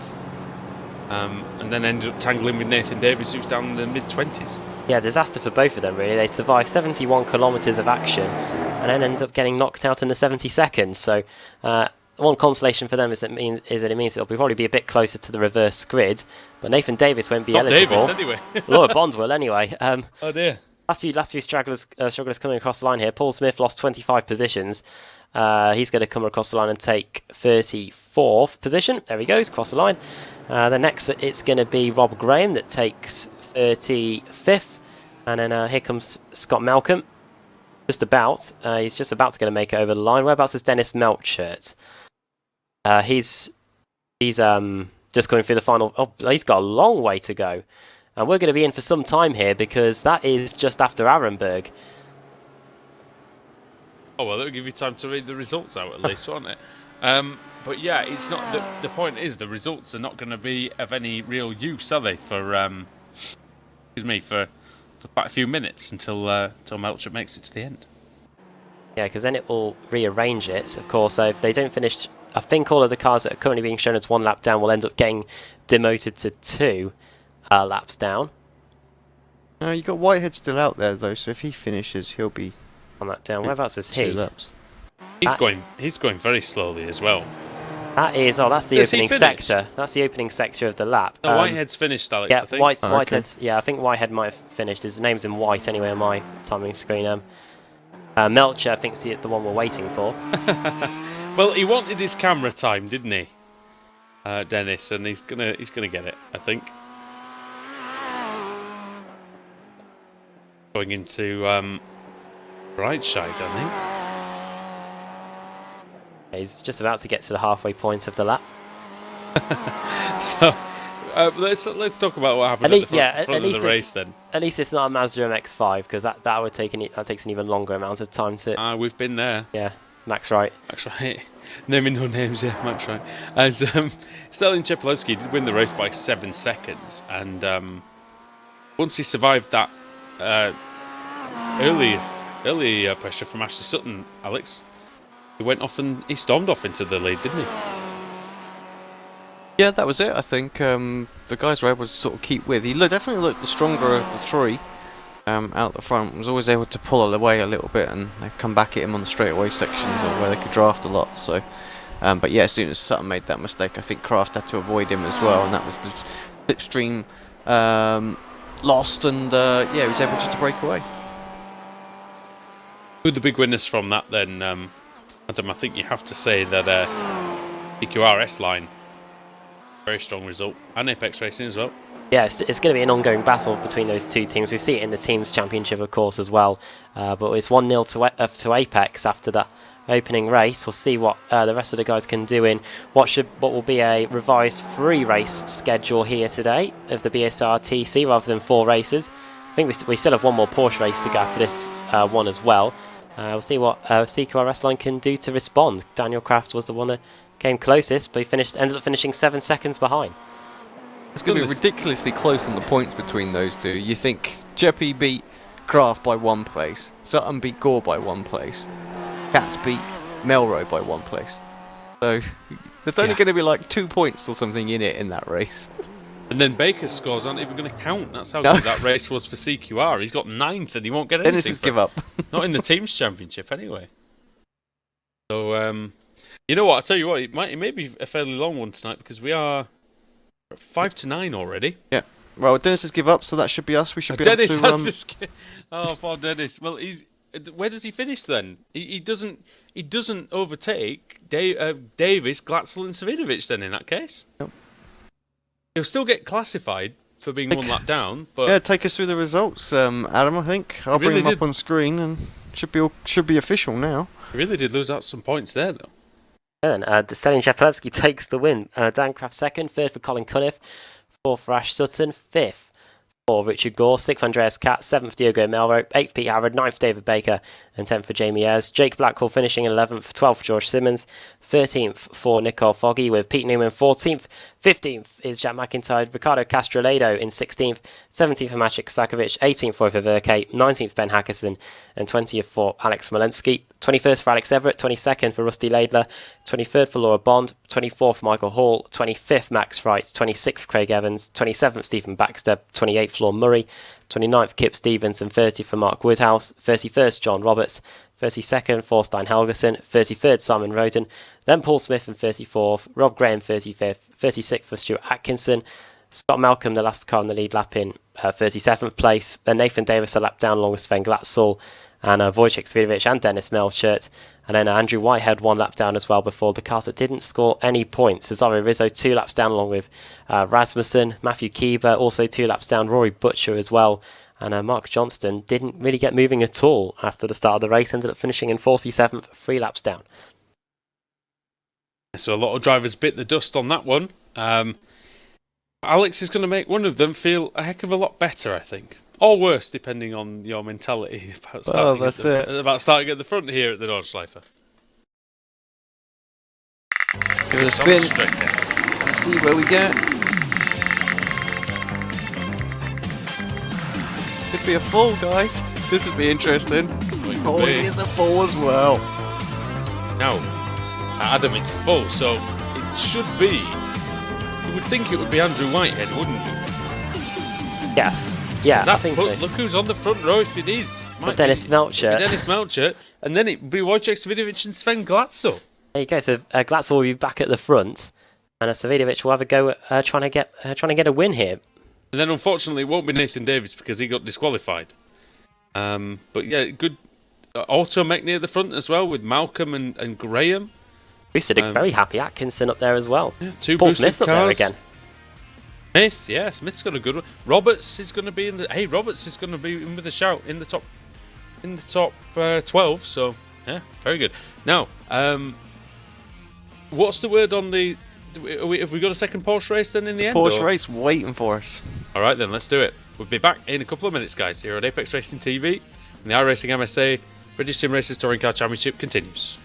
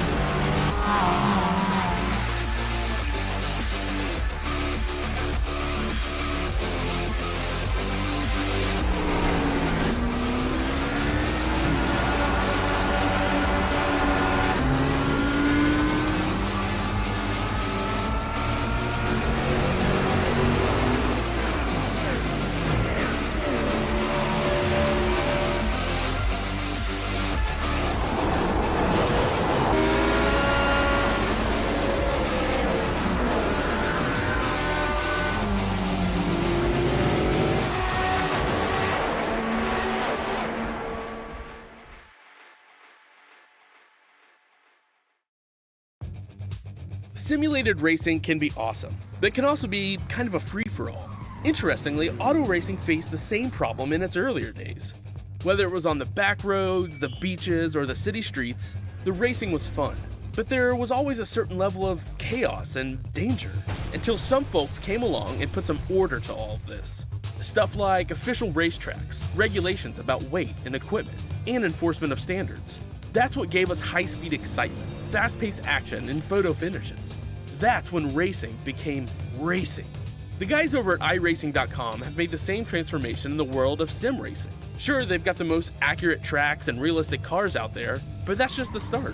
See, iRacing analyzes the performance and results of each driver in every race, so you can be sure you're always placed in races where the competition will be tight, and that those reckless drivers who ruin it for us all are kept in the pits. Not to mention that with over 45,000 active members already in their vast community, you can find races day and night, so you can always get in on the action. You can even join a league of your favorite series. And since updates are always automatic, you don't have to worry about software and can focus on the track. Zip up your fire suit and check out iRacing.com.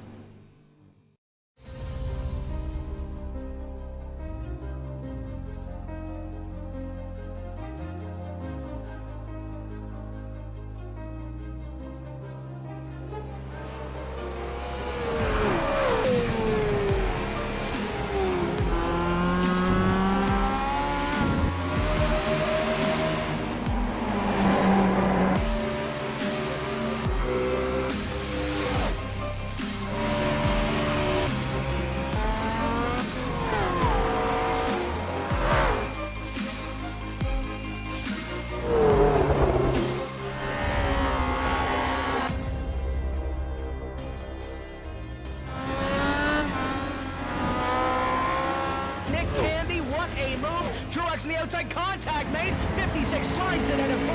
Who's going to be at the stripe? Dead even. Give it to Ryan Truex. Truex is your winner over Tandy.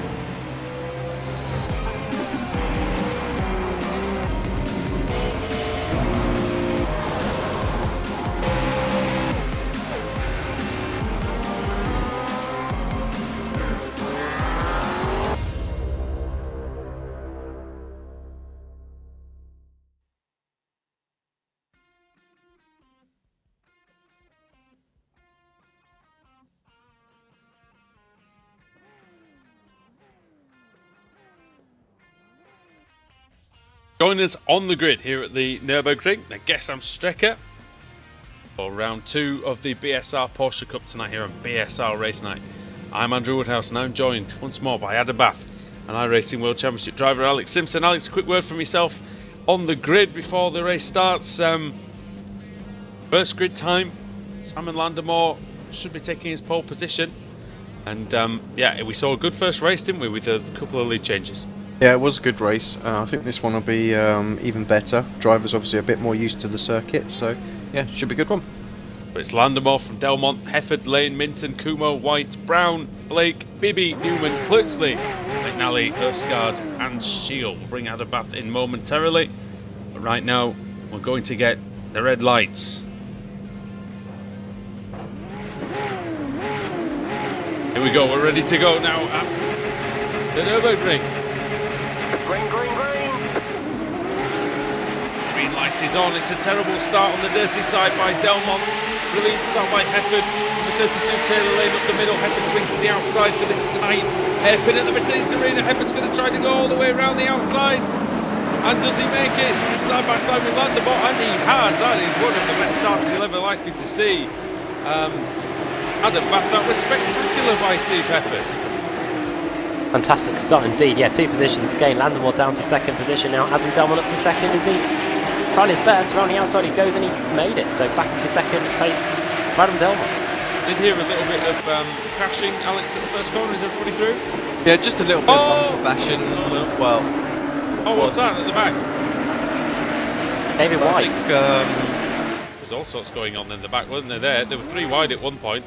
Oh, it was Andy Shield who came flying in and clobbers David White. And White looks like he's out of the race. That's fellow CQR car, Adam. Oh, White's got going again. It doesn't look like too much damage. However, yeah, he's a long way behind the rest of the field. Taylor Lane has got all sorts of issues. He's got Stephen Minton, he's got someone else behind him. I think that's Dave White. Up the inside goes Bibby into the chicane. A little lock-up from Taylor Lane. That's not gone at all well. And that's going to be Lewis Bibby up the inside.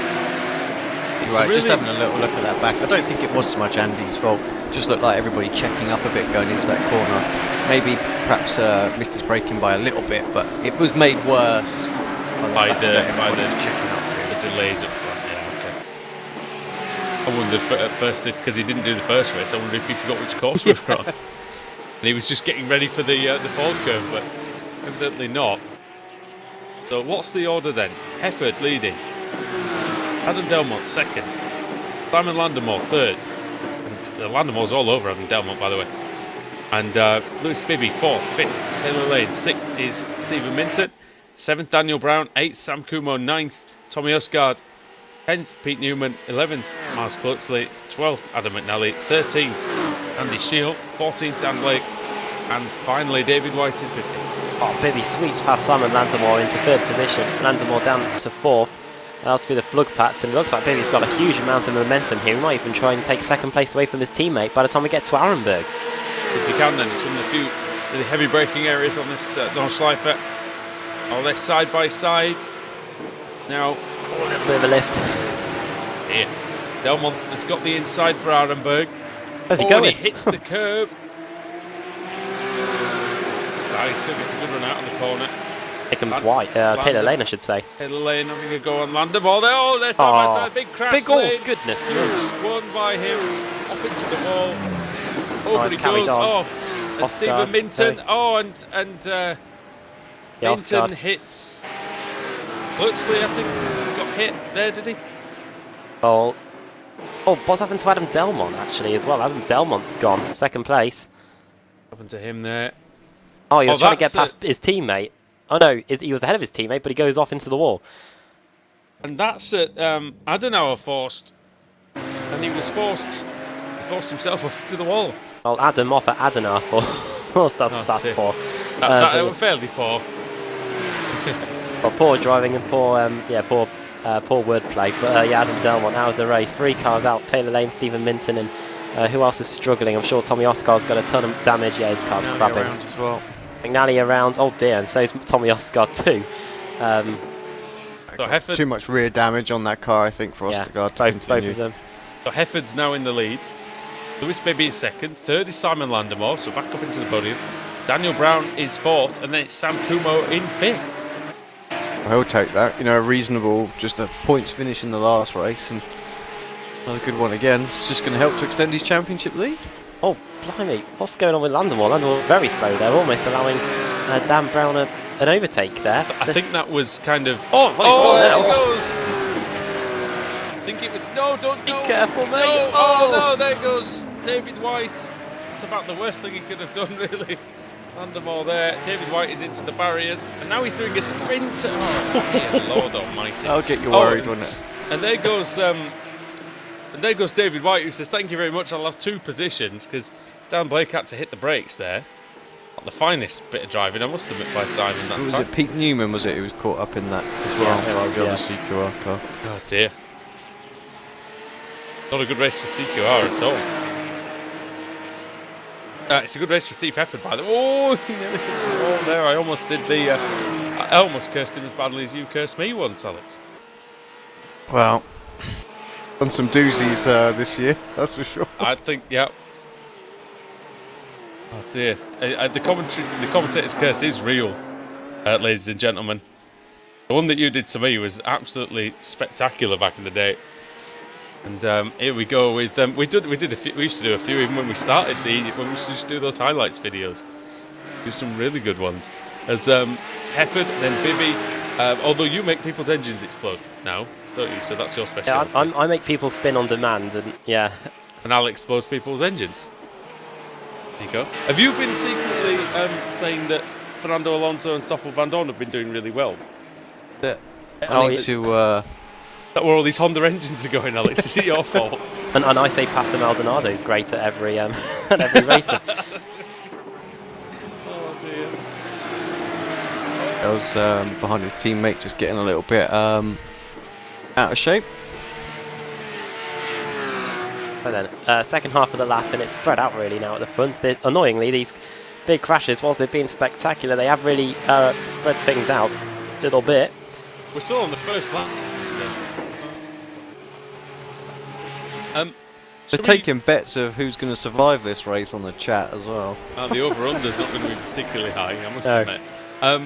1.5 finishes. Maybe, Normally I'd ask Alex to go through the track, but since he doesn't know where he's going, Adam, do you fancy doing the onboard, a bit of an onboard lap with our leader? Or at least half a lap, maybe? Half a lap, yeah, okay, right. So we're going through the right-hander here. Forgive me, need to get the track names up. But yeah, now plunging on our way towards the mini carousel. Sam Kumo's got past Dan Brown, by the way, because Kumo's off actually, and Dan Brown. We might They turn our crashed attention into to each this. other. Oh no, it's Kumo that crashed into an already crashed Brown, and Brown had a big one. Crashes. He flies up in the air. Oh no, yeah. Oh wow, what a landing! Credit to, you've got to get points for that. That was at least a 7. Oh dear. You know what it was? It was as he went onto the grass, he just lifted on the curb, didn't he? And that's what I think he would have been okay, but it just sent him into the air. Kumo's rear wing is a V-shape now. It's very interesting indeed. Well, there you go. There's more. That's more for the people that predicted an under 5 finishes or something. Yeah, it's not a V for victory, is it? So is Steve Efford still in the race? Thank goodness he actually is. And I really want to see how far in front he is actually on the timing line. It's about 4 or 5 seconds. Yeah, 4.8 over Lewis Bibby.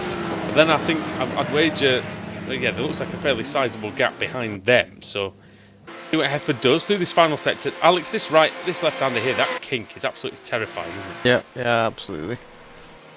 Even at about 200 kilometres an hour that we were doing down there, it's absolutely frightening. And then this final sector. Go on then, Adam. We're back on board with the leader. I'm not going to make you do the whole lap, but you can do something. Okay, right. I'll try to Arenberg, shall we? There's quite a few corners by then. Over the line we go then to start the lap with Steve Efford, 5.2 second lead. Nordschleife circuit then into the first corner. On the brakes, turn right. Now we're running the arena section, so that's why we're going up here. Made in 2002, after we just had the quick chicane. Ladies arena here. On the brakes into this long left-hander, and then we're going to complete the arena section now. Back through the right. Tight line there from Steve Efford. Going to run out wide as a result. All sorts all over the place there. Going onto the AstroTurf on the exit.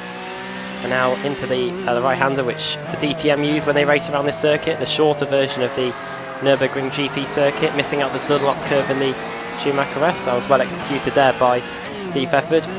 Now left. This is the apex by a little bit there. Fighting with the car for that section. And then this is a great corner, isn't it? Yeah, this right-hander that sets you up onto the back straight of the GP circuit. There's the DRS line, and now this flat-out kink. And on our way up towards the fast chicane, rather than the slow one.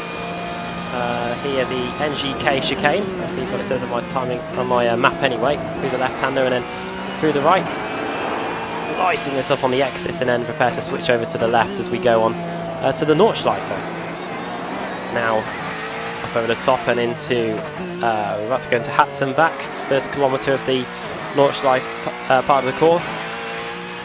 So Hockheiken and Kittelbacher Ho taking a lot of curb there on the inside line. Steve Efford and switched over here for the quick S's.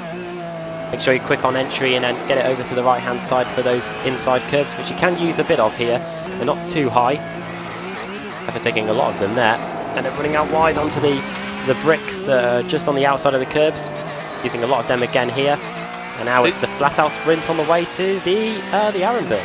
This is absolutely fantastic down here through Kittelbacher Ho. We stood at the side of the circuit just there. There's a gate on the right-hand side, and we saw the cars flashing past over the floodplaats there. And a brilliant double right-hander here. And now this section, Adam, as you mentioned, towards Arenberg is brilliant. What speed he can reach then. See how much he lifts as well going into this section. 270 kilometers per hour. Just touch 273 before we have a little bit of a lift, maybe a dab of brakes as well as we go over the top. Gets the apex done nicely there and then slows it down for Arenberg. Wide entry, Alex Simpson line there. Doesn't even decide to go for a late apex, just runs it around the outside and That's a good exit, and yeah, that's the first third of the lap done with Steve Hefford, our leader. Well done. That's very good. I can do the whole lap. I can definitely do some of it though, and that one, yeah, that was good from Hefford. You could tell Alex that he was taking it slightly easy out there, just because he has that little cushion. Yeah, exactly. Sorry, just replying to a chat. I thought we were never going to hear from you again there, mate. But yeah, like you say, no need to push it out there. I mean, Bibby's coming at him, so he needs to you know, keep an eye on that gap, I think. But yeah, right now it's just important not to make too many more mistakes. Oh, there was a little lock up there. The gap was 5.2 at the line. The gap's now 2.8. So. By the way, somehow Andy Shields in 4th position. I have no idea how he did it. And a mystery. Was that a different film? Car 007. International Man of Mystery. Was that James Bond? I think that is. That was Austin Powers, wasn't it? Powers. Yeah, that's Austin Powers. Dear mate. Getting your spies all wrong. Spy Who Confused Me, I think. Is the one on that one. But yeah, Hefford. Oh dear me. Yeah, he's really pushing now, because you're right, Bibby's got the hammer down. And his car looks in a lot better shape. So Hefford looks like he's got a bit of damage. Oh, Bibby's got a bit at the front actually as well. Oh, Lewis Bibby is doing well here. Gap 2.9 seconds. Of course, won race 2 of the BSR World Series at Donington Park back in December, and is hoping to win race 2 of the iRacing Porsche Cup. Now, the only reason why we bring up that Donington Park references in one. Yeah, I can't. That's the most famous thing that I've got for Lewis Bibby, I think. Well, hopefully he's able to top that here with a win by beating Steve Hefford. However, Hefford's had a good response to Lewis Bibby's attack. The gap's gone up to 3.1 seconds. Hefford's one of these drivers, I think I've said a million times before, if he can just, Alex, if he could just hone some consistency with what he's obviously got a bit of talent. That's coming down a bit, isn't it? It's tumbling down, in fact. It's now 1.8. 1.7. Yeah. Suffering. Is he taking it a bit easy out there, or is it just Bibby getting into the swing of things? I think Hefford just made a little mistake there. I did hear him go onto the grass as we were focused on Bibby. So lost him quite a bit of time. Yeah, if he gained the consistency of some of the other drivers, he'd be right up there. He just can't seem to string a lot of good races together. I think that's his problem. We're about halfway through this one now. Gone past the carousel. And Adam, there's still about, what, 37 kilometres to go. Oh, McNally. Oh, Anna McNally, yeah. Cross.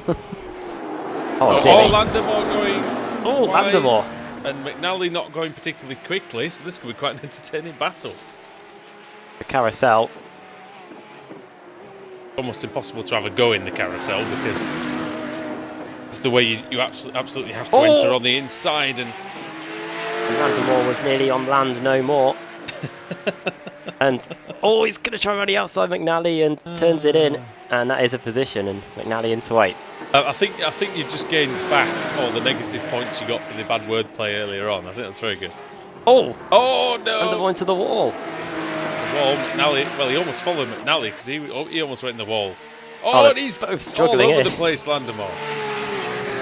Hey, really pushing hard to try and stay with McNally. Where's that going? Here. Oh, he hasn't hit the wall, Alex. So I would never know. No. Guys are absolutely madman here. Yeah. Drifting all over the place at the minute. Unless he knows he's on TV. The BSRTC, the Drift Championship, coming soon. Oh, there we go. You never know. You never know. Andy Shields flying as well. Oh, well, he's gone now, Landemore. Not that surprised, if I'm honest. Tommy Osgaard's still going, by the way, but his car looks appalling out there. Crabbing, I think, a bit. And, well, a lot, actually. And 1 minute, 2 seconds behind at the end of the last lap, so... yeah, not going well for him. The gap looks like it's stabilised a bit now, Alex, at front, as we go into Nottingham. Yeah, I was just trying to get a replay up. Oh, there we go. As the overload decided to crash on me. But yeah, there's Landmore going. Hopefully we can get live in a second. Gotta wait for it to boot up though. Shiel isn't too far away from Miles Klutzy here as we go down the Dossinger Hill with just 1 lap to go when we get to the line. Well, he's definitely within striking range if he hasn't got too much aero damage on that Porsche 911 on the 007 car. The 226 of Miles Klutzy. Oh, he's just let him go there. A little disappointing, I have to say. What's with everybody letting people through today? Come on. These are sprint races. Fight for your positions. It's not like I say, it's not impossible to overtake round here, Adam, but it's very, very difficult and something that people must take advantage of, really. People are just being wary. I think they just want to make sure they get to the finish here. Problem Steve Hefford, Bibby's taking the lead. And it's because he spun, that's why. In the first corner, Hefford. Oh, the hairpin. Have a look. He took a wide entry. He locked the rears going in. And then just spins it round. It's a nice recovery, though, with the spin. Kept the spin going. And he actually got ahead of Andy Shiel. Well, still in front of Andy Shiel then. Those rear tyres will be... Oh, as he knocks the fronts. Doing that bit. Into the head. Oh, here he goes, right in front of Shiel. He did really well to avoid him. 2 spins in less than half of the sprint strecker for Steve Hefford, I'm afraid. And that's first down to 4th position. And that's exactly, really, unfortunately, Alex, the illustration of what Steve Hefford does usually, isn't it? I'm afraid. Yeah, exactly that. He'll do a brilliant. He'll show great pace and he'll look fantastic out of the front, and then that'll happen. And you know, I'm sorry, I like Steve, but that's what happens, I think.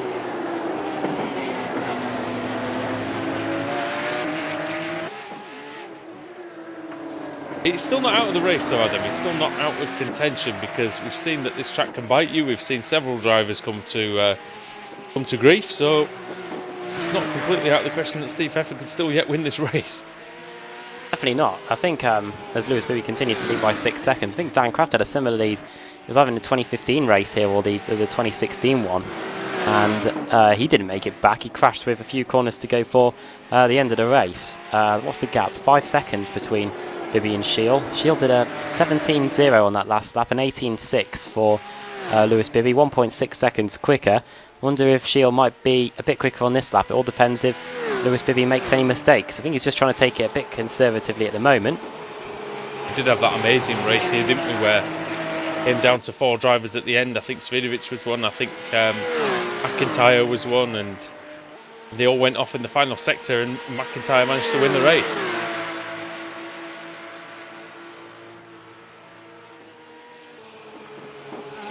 Oh, Andy Shiel is on it.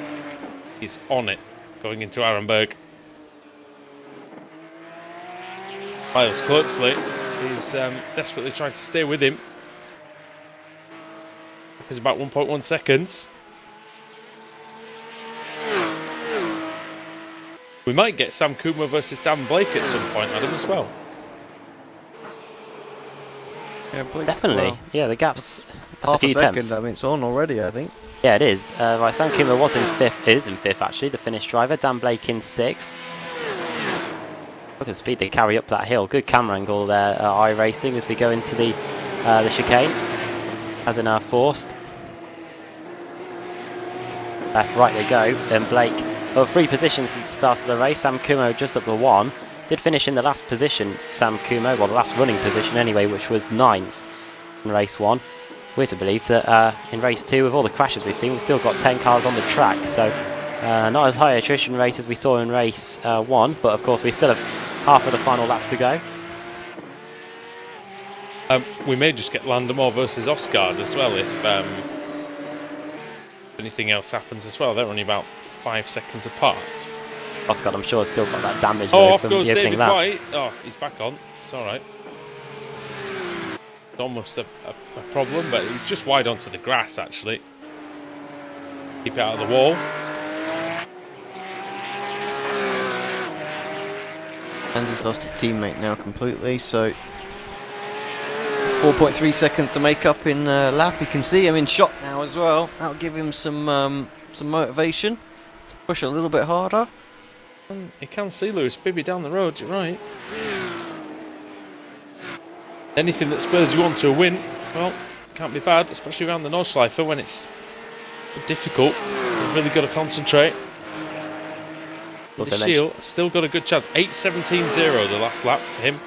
8.18.6 for Bibby. So yeah, got 4 seconds. 1.6 seconds quicker. I think he might have just taken that 1.6 out already, actually. What was the gap at the line?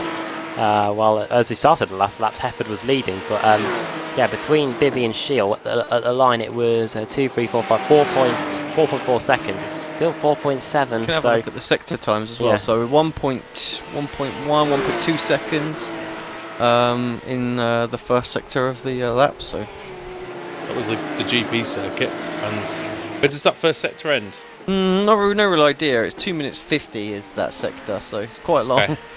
Yep, so that's probably around Arenberg then, Adam, I would imagine. Yeah, that's probably about where it ends. I should also just mention that the Porsche Cup next week heads to Imola. It was going to go to Pocono, however, we have too many pit stalls for too little pit stalls, I should say, for the BSRTC. So we're going to go to the Enzo Adino Ferrari. Yeah, and it's always great there.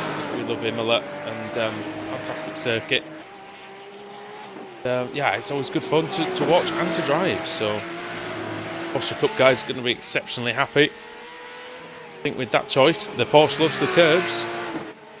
Imola has plenty of those. Right then. Looking at Lewis Bibby, who's in the lead at the moment. Andy Shield is not quite in the shot yet, at the back of the shot.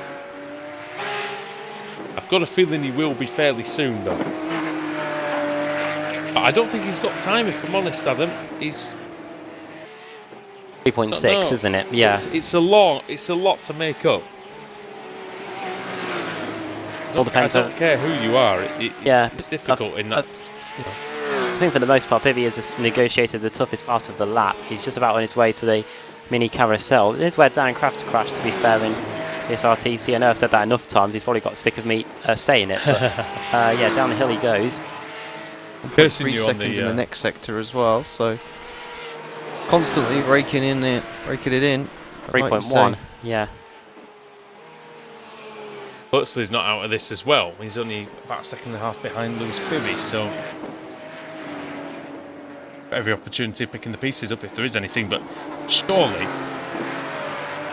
now as he goes through the small carousel there, there's a mistake. Pretty much done. He's just got that double. Just got the double right-hander onto the Dottinger Ho, which is Gelgenkopf. And a mistake from Andy just galvanises that as well. Yeah, so. Gap up to 4.3 now. In fact, Shield might be in bother from closely down the Dottinger Ho. That's reasonably close, that, isn't it? I don't think it's going to be close enough. Lewis Bibby, well, he started 10th on the grid, ladies and gentlemen, and yeah, he's driven a fantastic race when everybody else has seemed to have been a bit of a mess. Through the fast kink here. Still flat out now. He hits the brakes hard. Braking down for the final sector, just this right and then the left to go. And then we're on to the Grand Prix straight here where the finish line is, and Lewis Bibby comes across and he wins the final Porsche race of the evening. Lights flashing and a brilliant performance. Let's see Andy Shield versus Mark Closely. It's going to be Andy Shield gets there, and Steve Hefford is going to come across for fourth, but oh, Alex Simpson, what it could have been for him. Oh, indeed. And Dan Blake, look. Blake's got a better of Kumo, hasn't he? That's going to be fifth for Blake. Kumo relegated to sixth at the end. I wonder if he's done that on the Dottinger Ho. Yes, he has. Dan Blake coming from behind to get through on the long straight. Here comes David White, 7th position. Adam McNally in the final sector now, Adam. McNally just going through the final part of the chicane. Now, just credit to Tommy Oscar as well. If you see the state of his, the way the car's handling, amazing how he's able to negotiate 72 kilometres of this circuit. He's going to come around and take the final spot in the top 10. We're just waiting for Landemore to go onto the Dottinger Ho now, and Whereabouts is Oscar? He's just going through the little carousel and He's Oscar not far tossing Owen behind. out. No, not too far behind, really. What's the gap, actually, between Landemore and Oscar? It's 7 seconds. I'm not thinking anything's going to come of that for Tommy Osgard, but you can almost see them in the same picture going down Dottinger Hut.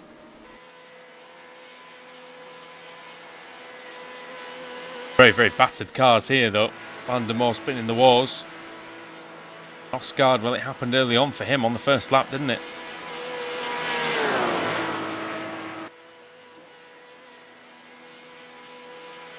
That was definitely a race of attrition, though.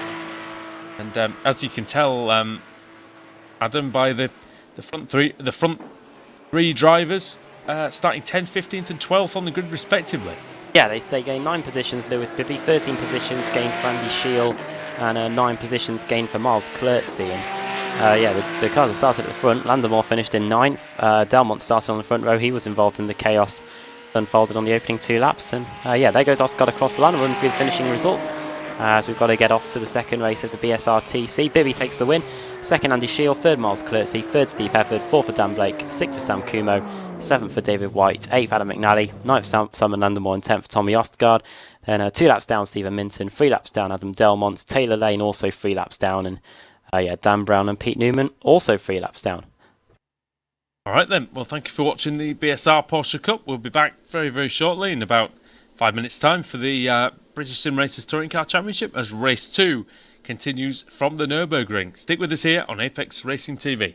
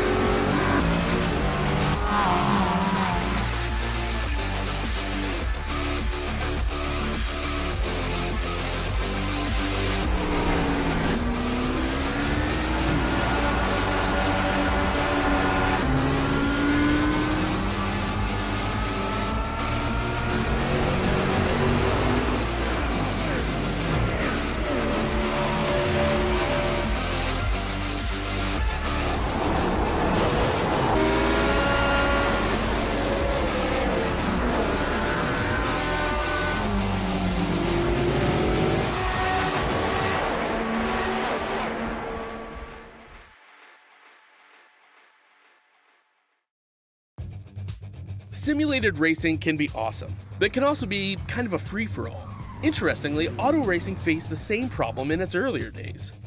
Whether it was on the back roads, the beaches, or the city streets, the racing was fun. But there was always a certain level of chaos and danger, until some folks came along and put some order to all of this. Stuff like official racetracks, regulations about weight and equipment, and enforcement of standards. That's what gave us high-speed excitement, fast-paced action, and photo finishes. That's when racing became racing. The guys over at iRacing.com have made the same transformation in the world of sim racing. Sure, they've got the most accurate tracks and realistic cars out there, but that's just the start. See, iRacing analyzes the performance and results of each driver in every race, so you can be sure you're always placed in races where the competition will be tight, and that those reckless drivers who ruin it for us all are kept in the pits. Not to mention that with over 45,000 active members already in their vast community, you can find races day and night, so you can always get in on the action. You can even join a league of your favorite series. And since updates are always automatic, you don't have to worry about software and can focus on the track. Zip up your fire suit and check out iRacing.com.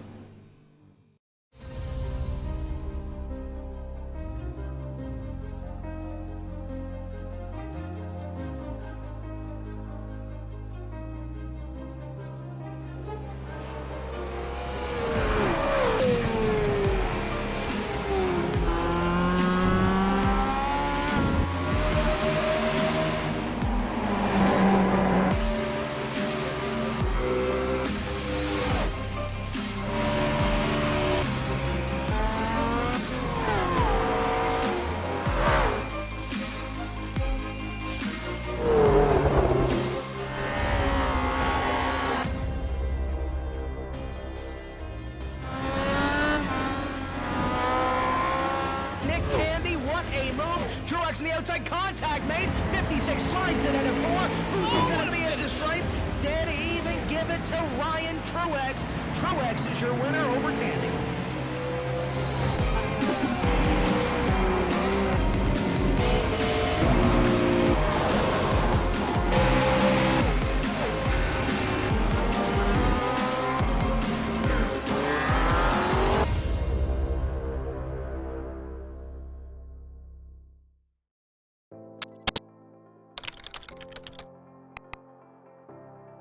iRacing.com is a sim racing game that combines a true-to-life racing experience with an online community of virtual racers from all over the globe.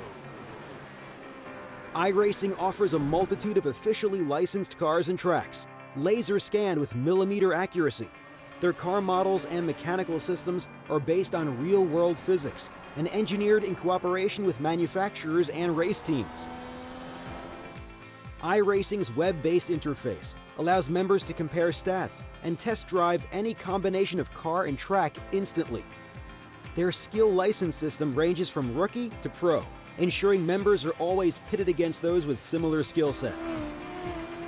Members are able to sign up for a weekly race series, compete in time trials, host a private race with friends, and participate in racing leagues created and run by the community. With over 60,000 members, iRacing works in partnership with renowned motorsport organizations like SRO Motorsports Group to deliver virtual races based on the real-life Blancpain GT series. iRacing's Blancpain Endurance Series features team racing, giving members the ability to build a team and participate in races ranging from 3 hours to 24 hours. Additional partners include NASCAR, IMSA,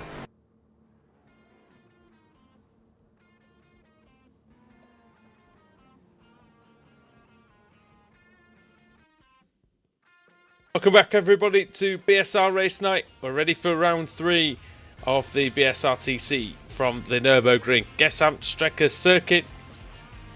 Andrew Whitehead on pole with Dennis Melcher alongside. Wojciech Swidovic in third, that's fourth.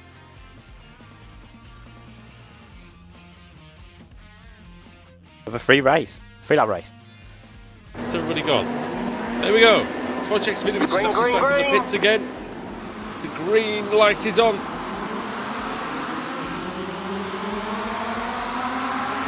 Good start from, who's that in the middle? Sven Glatzel. Fantastic start. Dennis Melcher on the inside. Nathan Davis, number 42, flying through the middle, taking second place. Glatzel nearly loses it in the arena section. Gosh, you're looking up the inside a little bit there going into the second part. He's having a look, he might try and go for it here. Good stuff from Paul Smith, 4 positions gained for the auction. Yeah, might be able to get the cut back here. Dennis Melcher. Might not need it either. Oh, Paul Smith was talking about anyway. Paul Smith. Yeah. Smith trying to go around the outside of Whitehead. Oh, it's very close. Oh, and you might get Davis here as well because the Welshman has made an error. Smith trying to go up the inside. Oh. Defended by Davis. Great late, you know. Is everybody through the first part of the lap, Alex? I think so. Again, there's a few people started from the pits. I'm not really sure why they've done that, but yeah. No, Wojciech had a couple of penalties, but I'm guessing that's why he's there. He may have a few, yeah. In the back, got the pit lane. Holstein Helgeson up in 8th place. Smith collided with Davis, and he's going to be almost allows Atkinson at the inside there, but yeah, that stays as you were. That's Whitehead, Adam. Oh yeah. Atkinson, sorry, just behind. And he's battling with Michael Hall for 9. What a start by Michael Hall, by the way. Oh no! Sorry, I thought Pete Newman was a certain goner there. But somehow he holds on. He's got Sakovic and Sutton battling, Melrose battling Baker, sorry, dear me. Got there in the end, battling behind. It's one of them, isn't it? Yeah, Sutton's also in there, as well as Nicole Foggy. Some amazing starts have gone on here, haven't they? I mean, Michael Hall is up, must be about 10 places already.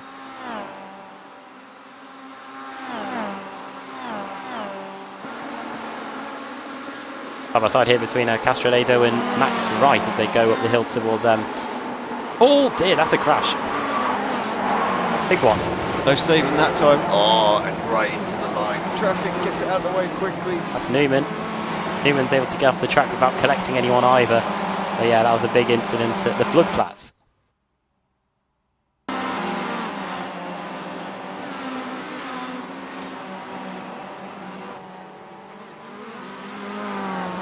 Wheel here as Ash Sutton tries to get past Maciek Sakovic and also Frederick Rasmussen also in the mix there as they go into Arenberg, the hairpin.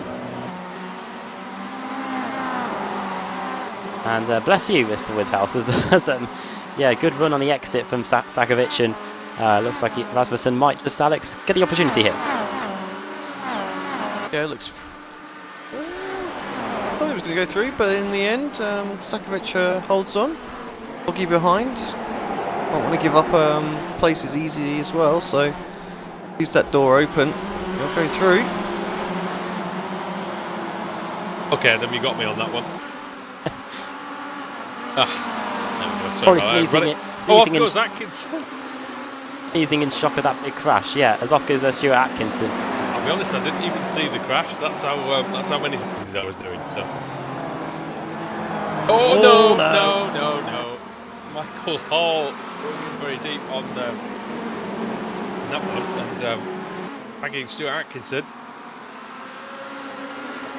Behind them is Woodhouse, and it's Roberts, king of the ring. Of course, up in the top 10, by the way. Yes, he is in 10th position, 2 positions gained. Is John Roberts ruthless enough to make up all these places that he needs to do? Because we know he has the speed around this circuit. And Atkinson almost through. Roberts side by side with Evans. Craig Evans, sorry. Oh! Devaji there. Right there, Adam. Sorry, I can't resist. There's a little bit of contact there between Roberts and Evans. The Bergberg. Everyone's a bit wide through there.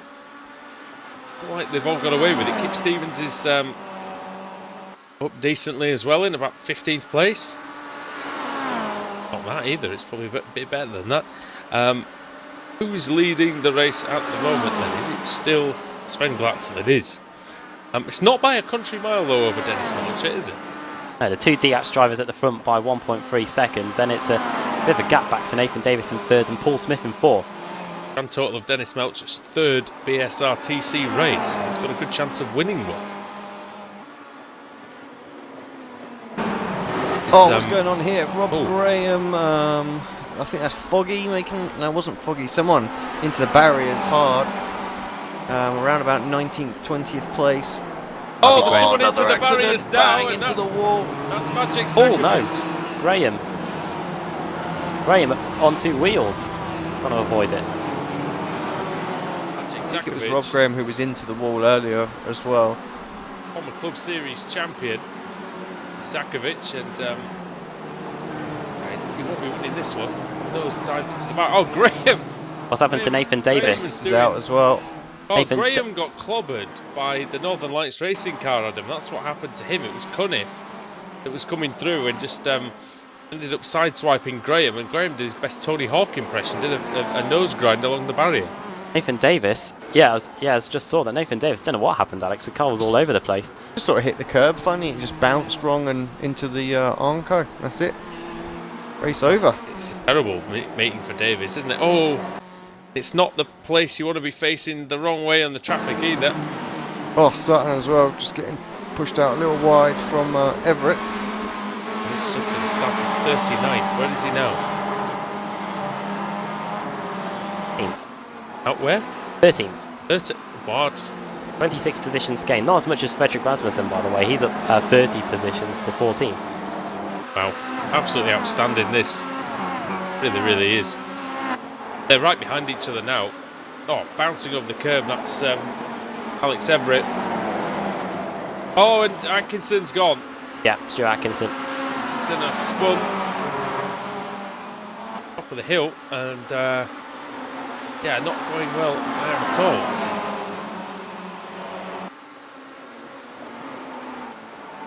A signal manoeuvre, it looks like, for him. He's going to be stuck there a while. Michael Hall's just got back past Paul Smith. It's Rizzo. He's collided with Daniel Craft, I believe. Oh, Dan Craft, the runner-up in race 2. In race 1, I should say. I think it was more Daniel Craft colliding with him, actually, than anything else. Desiree looking... Oh, somebody else into the wall. Struggling a bit. Who, Alex? Is it Woodhouse? I'm not sure who it was, to be honest. Woodhouse is going... hard to keep up with who it is. Woodhouse is going very slowly, Alex, in the GT Omega racing car. But yeah, I don't think he's hit the wall. No, it wasn't him.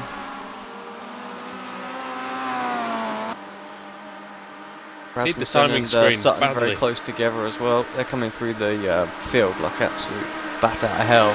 Very impressive. Yeah, absolutely outstanding. Or will they be gone by when race 3 begins? But yeah, into I was the going final to say, this is actually only race 2, isn't it? Yeah. Through the final corner then, Andrew Whitehead's got Paul coming. Sorry, Everett, I thought he was out of control, but he's actually...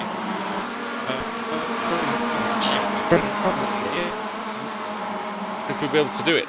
Roberts on Smith as well, and that's Sutton. Sutton coming through as well. And Sutton is in the back end of the top 10 already. Oh, what's happened side to Paul? by side with John Roberts. This is going to be good. What's happened to Paul Smith? He's losing a whole load of positions here. It's got a bit of damage to the front of his. Well, Paul obviously got Kia collected Oxman. with Nathan, didn't he? So Yeah. that's where he caught that. Rasmussen's he's losing trying to... positions. Oh, no. Sutton and Roberts side by side in the arena. Rasmussen trying to take advantage of both of them. Into the hairpin. Oh, Sutton's made a mistake. Oh, well, it wasn't a mistake. He just left the door open a little bit. Put himself on the line there. Didn't need to close it off. Could have easily been quarter panelled there. But side by side with Everett. Still going, isn't he? Roberts squeezes him. It's in the gravel. Still going. Oh, close though, isn't it? Are we going to see one of the first times that we've got side by side into the chicane?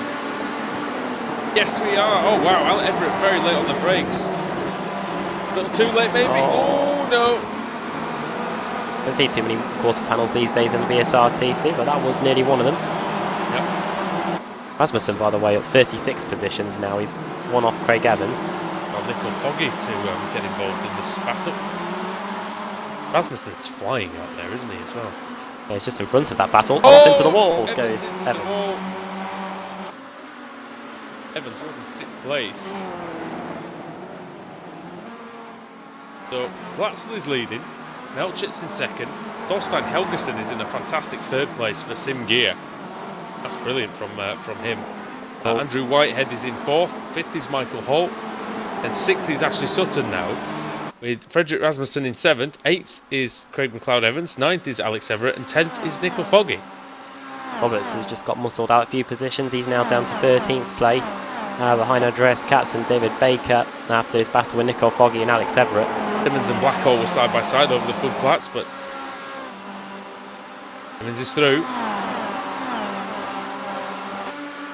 That's all this. Look at Craig Evans holding back the pack here as Alex Everett looks to the inside as we go on our way to Arenberg. That might not end well, no. And it doesn't. It's a huge crash. Massive crash. It's going to take other people with it. It's Melrose and it's still Evans. Big one there. Evans is still on his roof. Can he keep going? Credits. Or is the engine gone? Gone.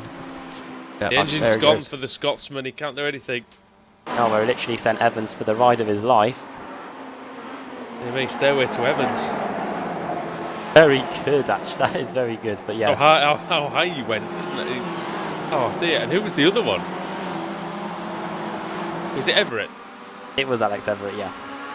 And he's out as well, yeah, unsurprisingly.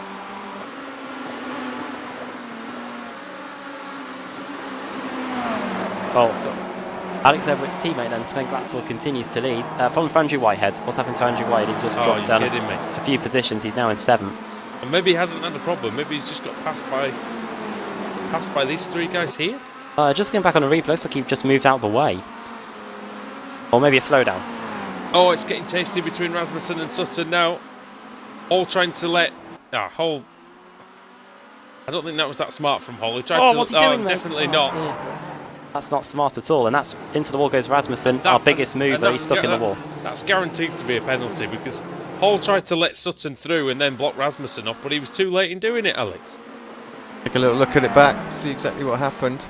By that time, he sort of almost. It looked like he almost felt obliged to put him in the wall at the end. It's a tough one.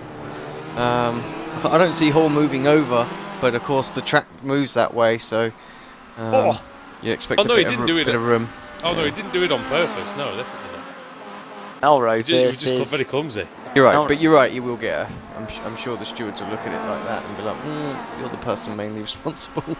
The thing is, he was trying to let his teammate through, but he didn't get back in line quick enough. So.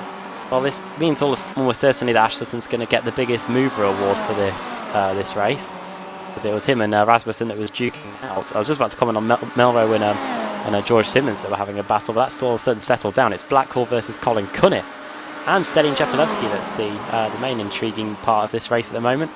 Jeppy's gained quite a lot of positions as well. Yeah, so is Katz as well. Katz is up to 8th place, so he's done a great job. job. Oh, Blackhall, big one. That was a huge one. Huge one for Jake Blackhall. Massive crash, and the Asher racing car is total. Asher racing the car Australian was is out. Probably good for burning into ashes, probably. Yeah, that's all it is. All that's left of it. Weird one, that one. Looked like a bit of looked like his Australian netcode not helping him there. He just got a little tap from behind, and it just sent him flying, unfortunately.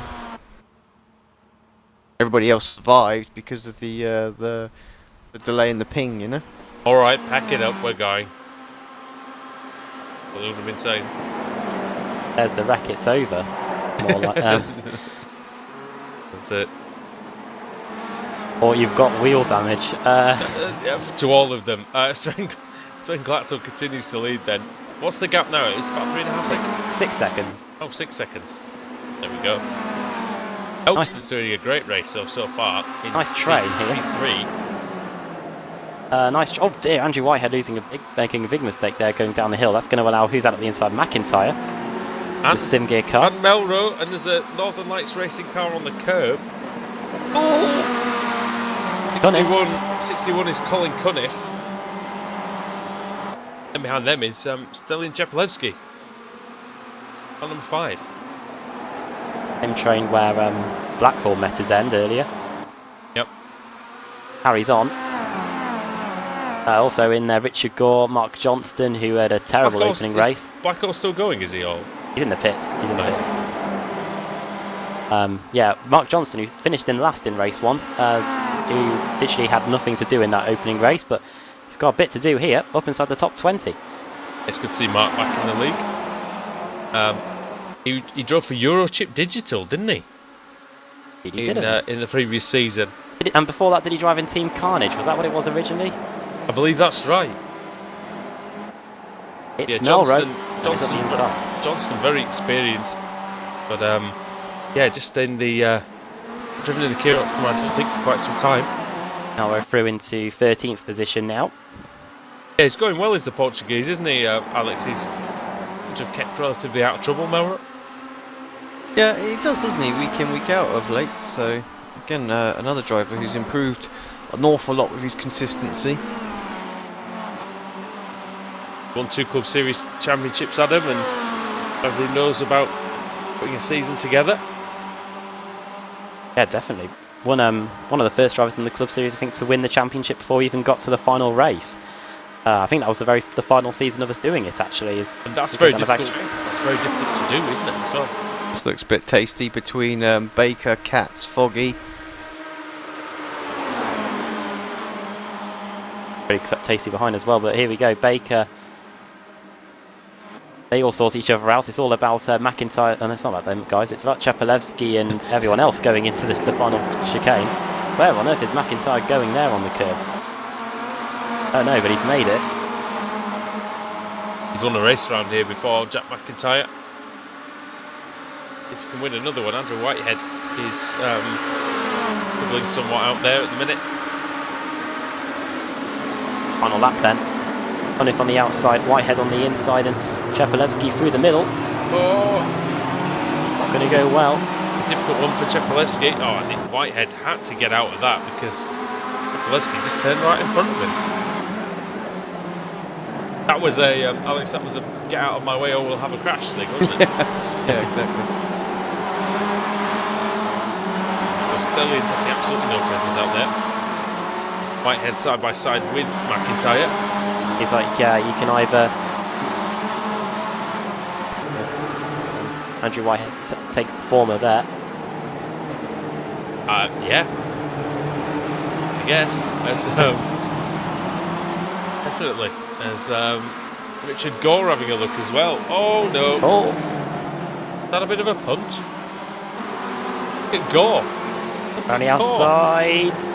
I would have fought back there a little bit, but it looks like Jack McIntyre hasn't got a leg to stand on, or a wheel to stand on. He's very slow, yeah.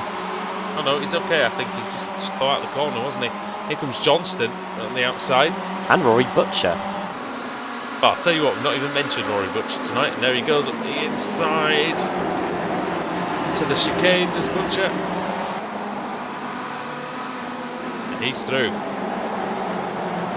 Automatic no-kill car.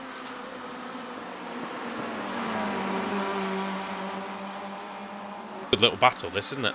And well, there's going to be well, there's several others out there, but Nice. there's a lot of damaged cars going around near the back as well. Wow. Nice train forming here as Ash Sutton gets past Helgerson. Helgerson's gone off actually just before the Flugplatz. So that's Sutton up into the podium positions. I was just about to say that there's a nice train forming with John Roberts, who's holding up, well not holding up, he's holding back. Alex Smolensky, Michael Hall, George Simmons, Pete Howard, maybe even Diogo Melro as they go up the Flugplatz for the last time. Now we had chaos here on lap 2 as Everett and Evans fought over position. Yep. Here comes Smolensky. Ah, well, again, another one who's been very quiet tonight. Challenge to the throne, maybe. And Roberts. Does Roberts abdicate? He does, just about. Well, maybe not. About. And Simmons thinking about having a look on Michael Hall, number 9. Tell you what, we haven't mentioned David Baker in this race, and he's up 29 positions. Yeah. Almost as many positions gained as Andreas Katz, and not as nowhere near as many as Ash Sutton, who's up 36 positions. That'd be a lethal combination. Absolutely flying is Baker, but he's got a very quick car behind him of Nico Foggy and Andreas Katz, so see what he can do there. What's going on out there, Adam? It sounds like something exciting. Yeah, Hall just got a little bit of a tap by George Simmons. Hall carrying on nonetheless. He's in 10th. Simmons in 11th. And behind them that's Pete Harrod. Keep calm and carry on for Michael Hall. Yeah, Pete Harrod having a good solid meeting tonight, up to 11th position for the series champion of season, right, isn't it? Season 2 and 3, I think. Season 2 and 3. Yeah, 4 and 5 is Melrose. Oh, of course. Oh, off the track is Katz trying to get past Foggy, going into the time twisty bit.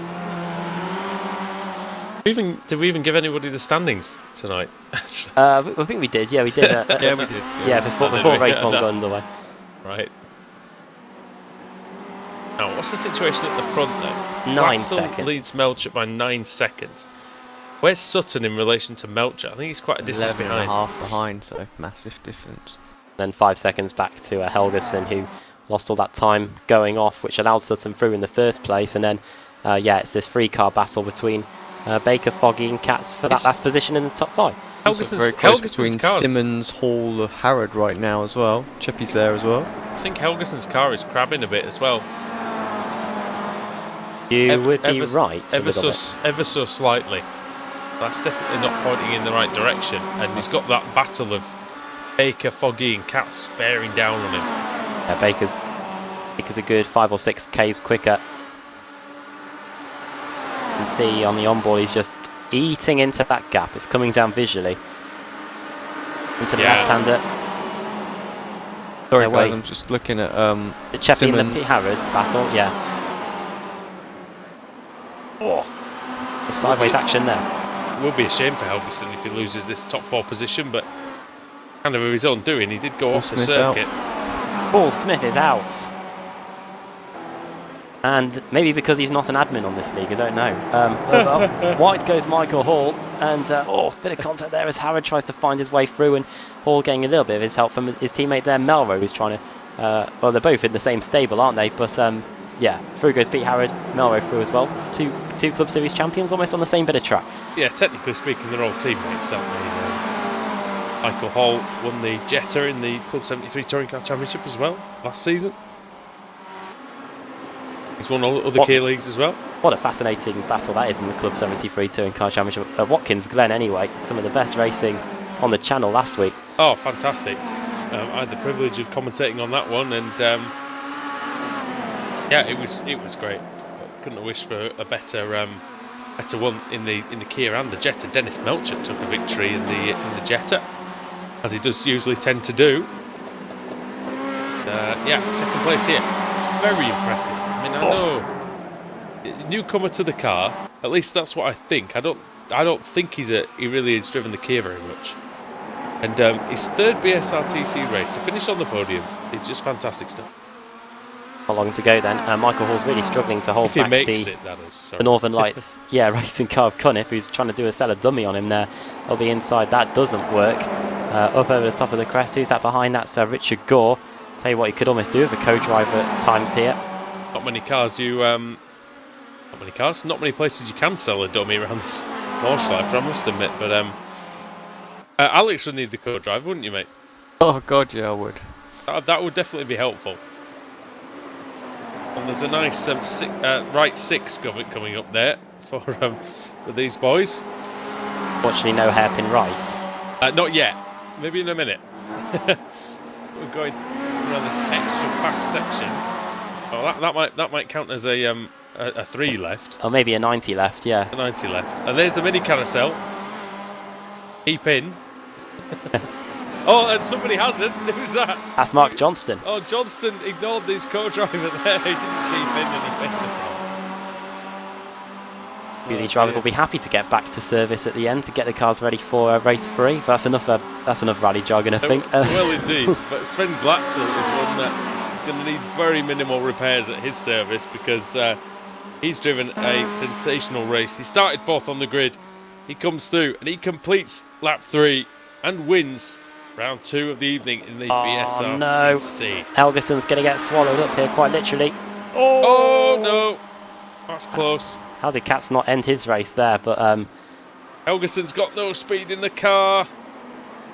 Baker's going to take 4th. Sutton's going to take 3rd, by the way. Last spot on the podium. 36 positions gained. A brilliant achievement there by Ash Sutton, as always. He seems to do it every week.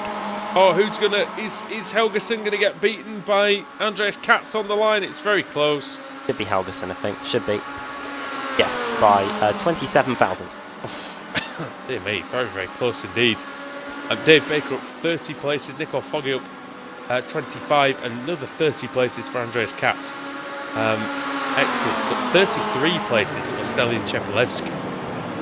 Late overtake for Laidler, who gets ahead of Verke on the run to the line. We've seen Russell Laidler in this race. Andrew Whitehead, the pole sitter, coming across the line to take 23rd. Not his finest race, I must admit. Whithouse versus Roden now, wheel to wheel down the straight. Ben Hackerson, I didn't even know he was here tonight. There he is, 24th. I really didn't, so apologies to Ben. Welcome, Ben. Yeah. Is anybody still going? Pete Newman's still going. Look at the state of his CQR car. Woodhouse and Roden were pretty close, however it looks like that Woodhouse is going to come through and take that 28th position in his GT Omega Ram car. Simon Roden's... That can't be Woodhouse, I don't think. Adam? R57. Oh, God, it took ages to update that. Absolutely ages. Sorry about that. Scotty Malcolm. He's 30. Looks like for him. There he is. Who's the next victim? Eber, I think. Eber. Drive from race 1. And then Lorne Murray. And then Wojciech Savidovic. He started 3rd. Not been a good day he had for that pit lane. He had that pit lane start, didn't he? Day for Wojciech Savidovic, has it? So far at all. We get another fall though. And yeah, I mean, surely unless he's got another pit lane start. Surely he might be in luck there. And then we're just waiting for Pete Newman, I think, who's just gone his way through now. P34 for Wojciech Savidovic.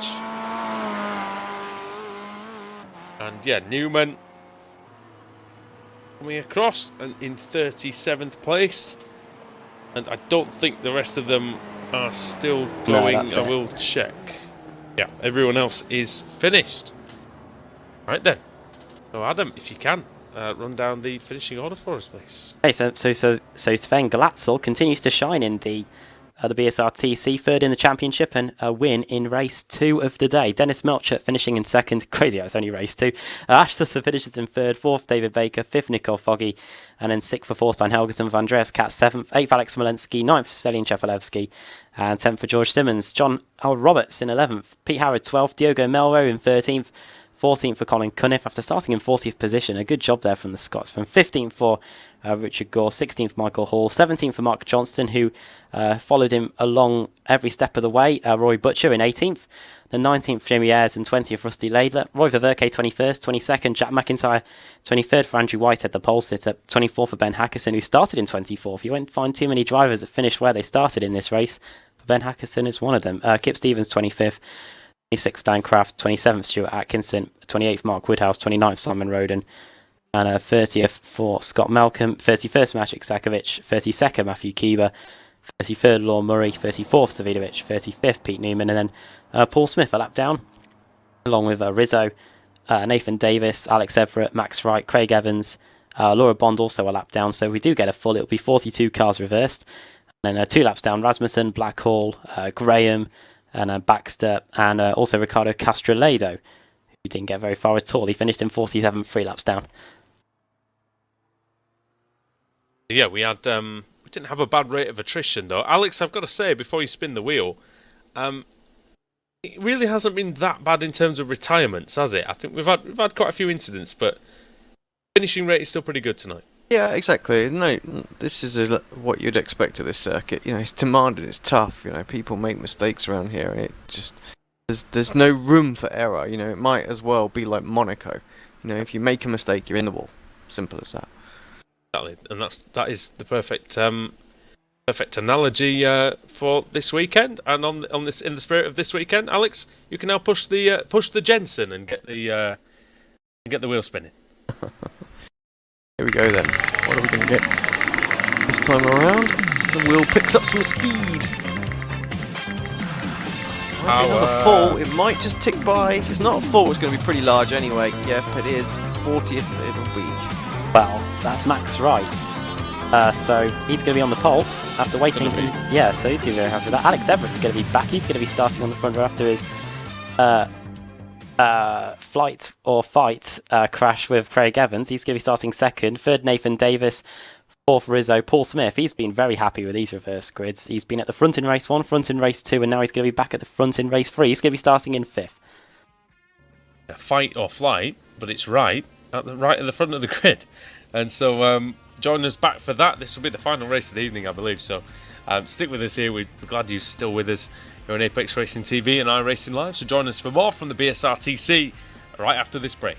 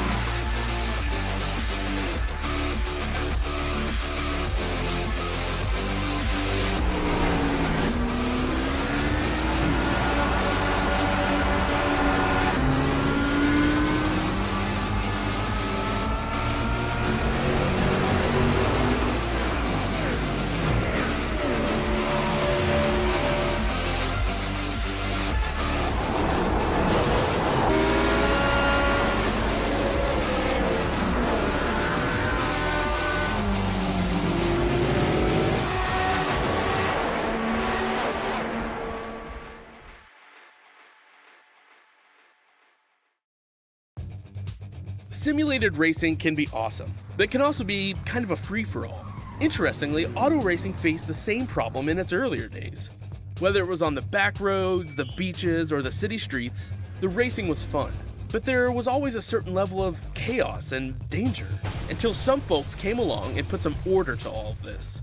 Stuff like official racetracks, regulations about weight and equipment, and enforcement of standards.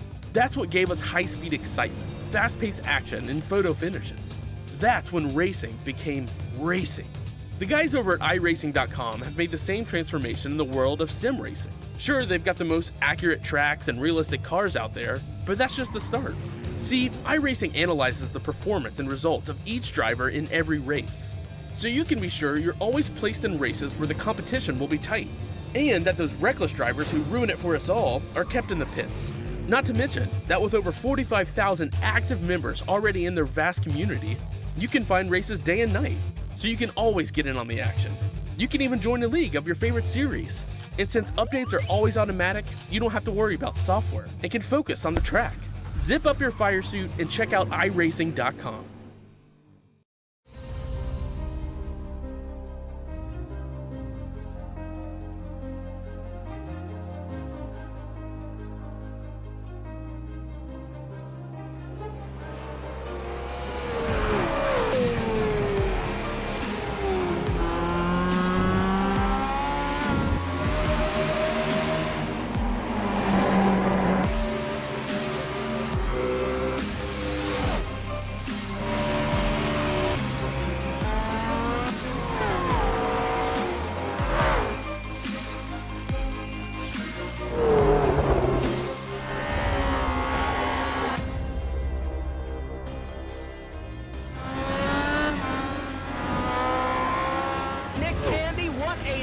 Truex in the outside, contact made. 56 slides it into 4. Who's going to be at the stripe? Dead even, give it to Ryan Truex. Truex is your winner over Tandy.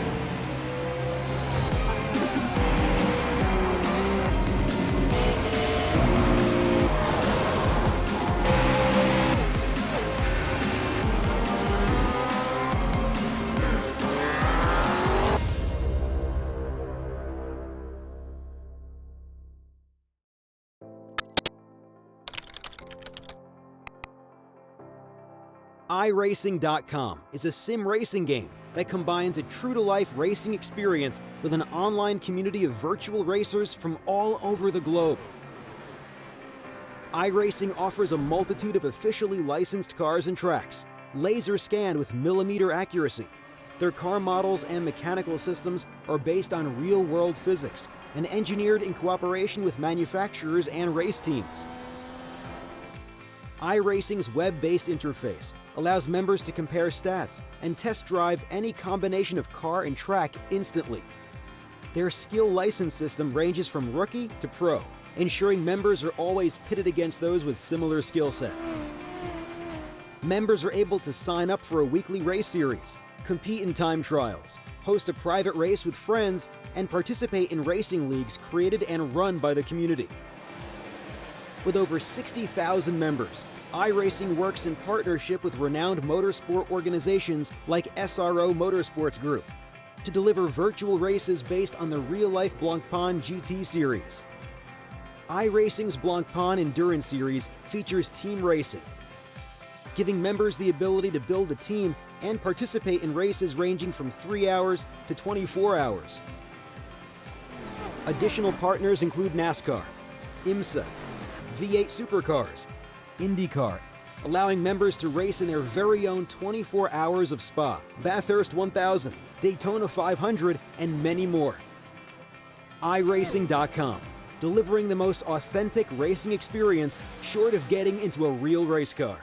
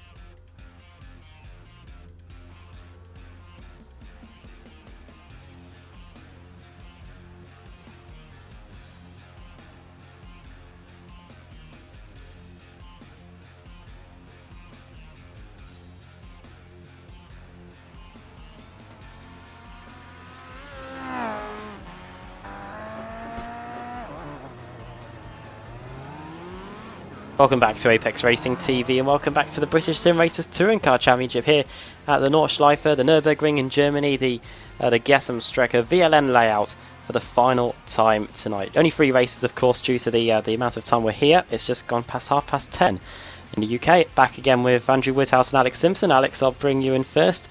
Final race of the day, and I don't think a lap goes by on this circuit where we don't see a big crash in the BSRTC, so I think we're probably in for more of the same with another big reverse grid. Yep, I think you're right there. I think, again, this will be another good race.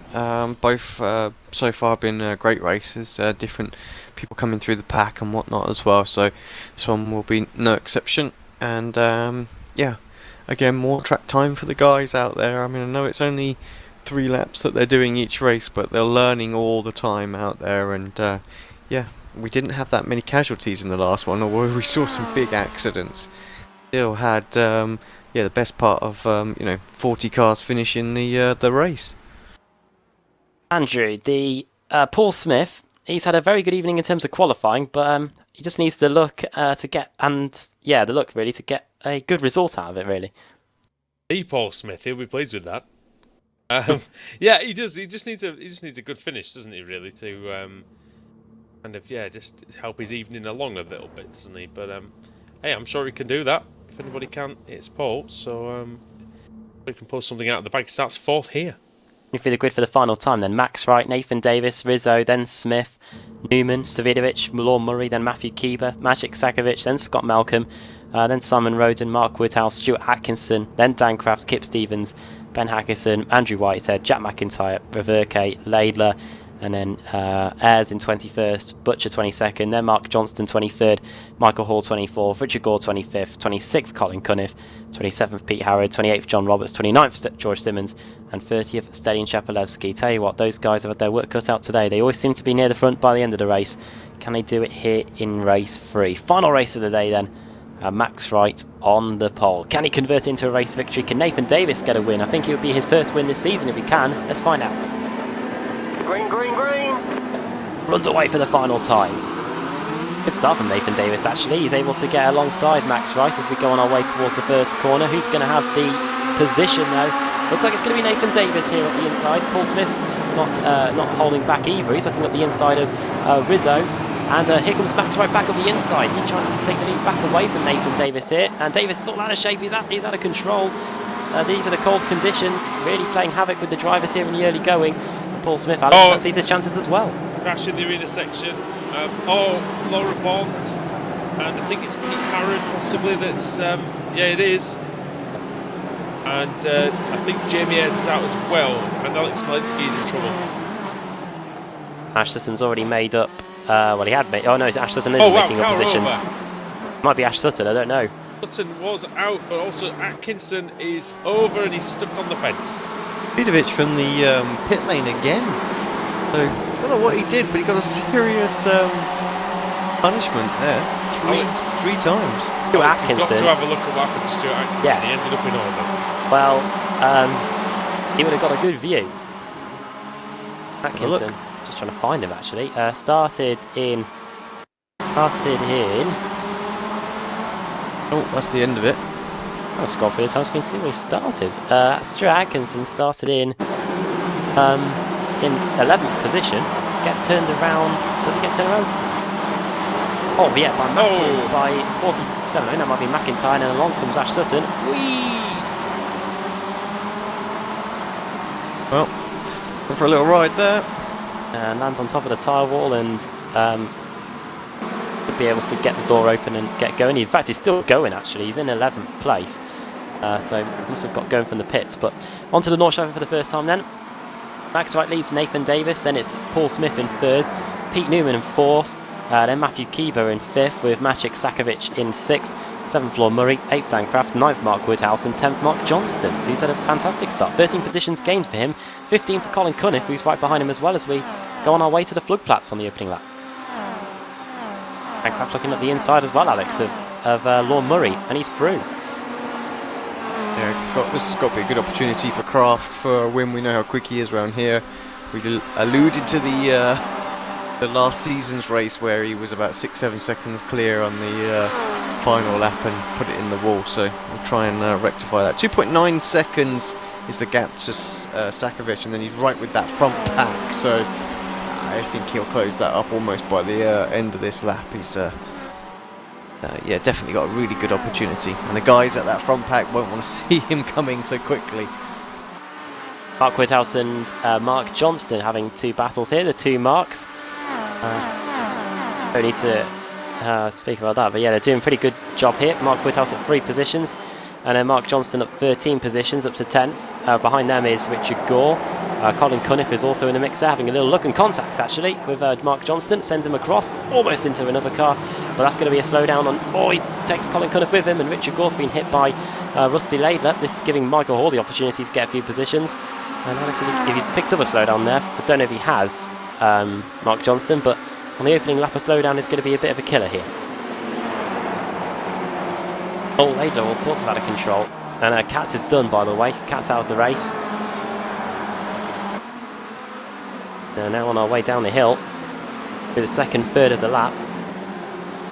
Okay, that Dancraft hasn't made too many inroads just yet, but he is clear and on his way. At the moment, Max Wright continuing to lead proceedings here. Nathan Davis probably just trying to stay in the game in the early going, Alex, because we see how many cars crash out on the opening lap. I think once you get the first lap under your belt, then you might have a good chance of staying in the race and staying in with a chance of getting a top 5 or even a podium. Of course, he was in a very strong position in the last race and just made that, you know, little mistake that he'll kick himself for as well. So it's not been the best of meetings so far. He'll want a good one this time.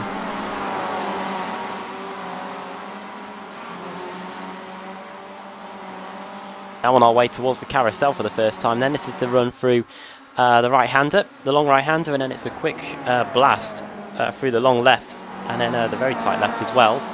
And Maciek Sakovic has just got past Matthew Kieber. It was a great move by Sakovic at Bergwerk.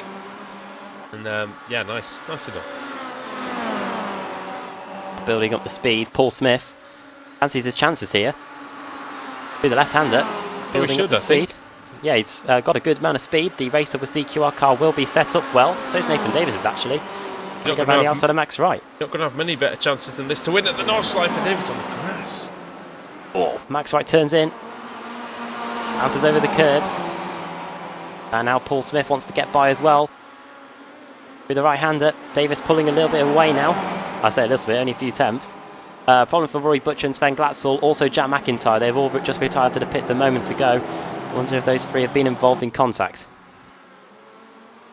Yeah, I'll have a look at that for you. Right. It was a huge one, by the way.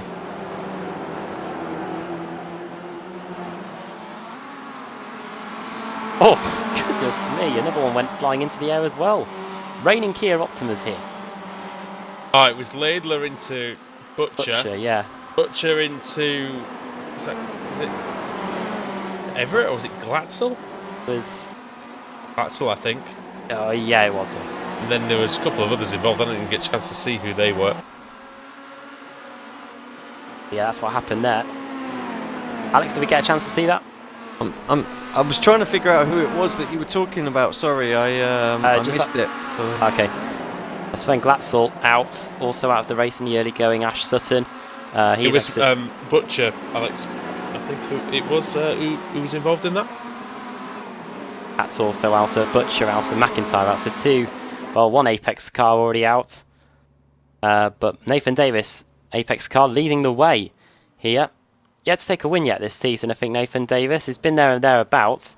Goes a bit wide there. That allows Max Wright back in to the equation. Paul Smith still in third. He's got his teammate Pete Newman acting shotgun as well.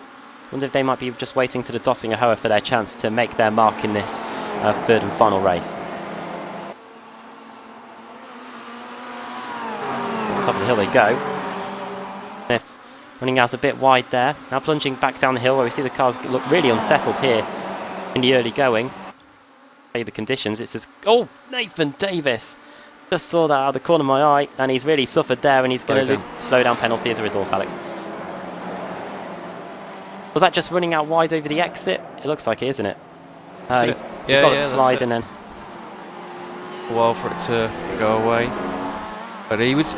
Nathan was pretty sensible there. He got on the brakes really, really quickly, didn't he? You know?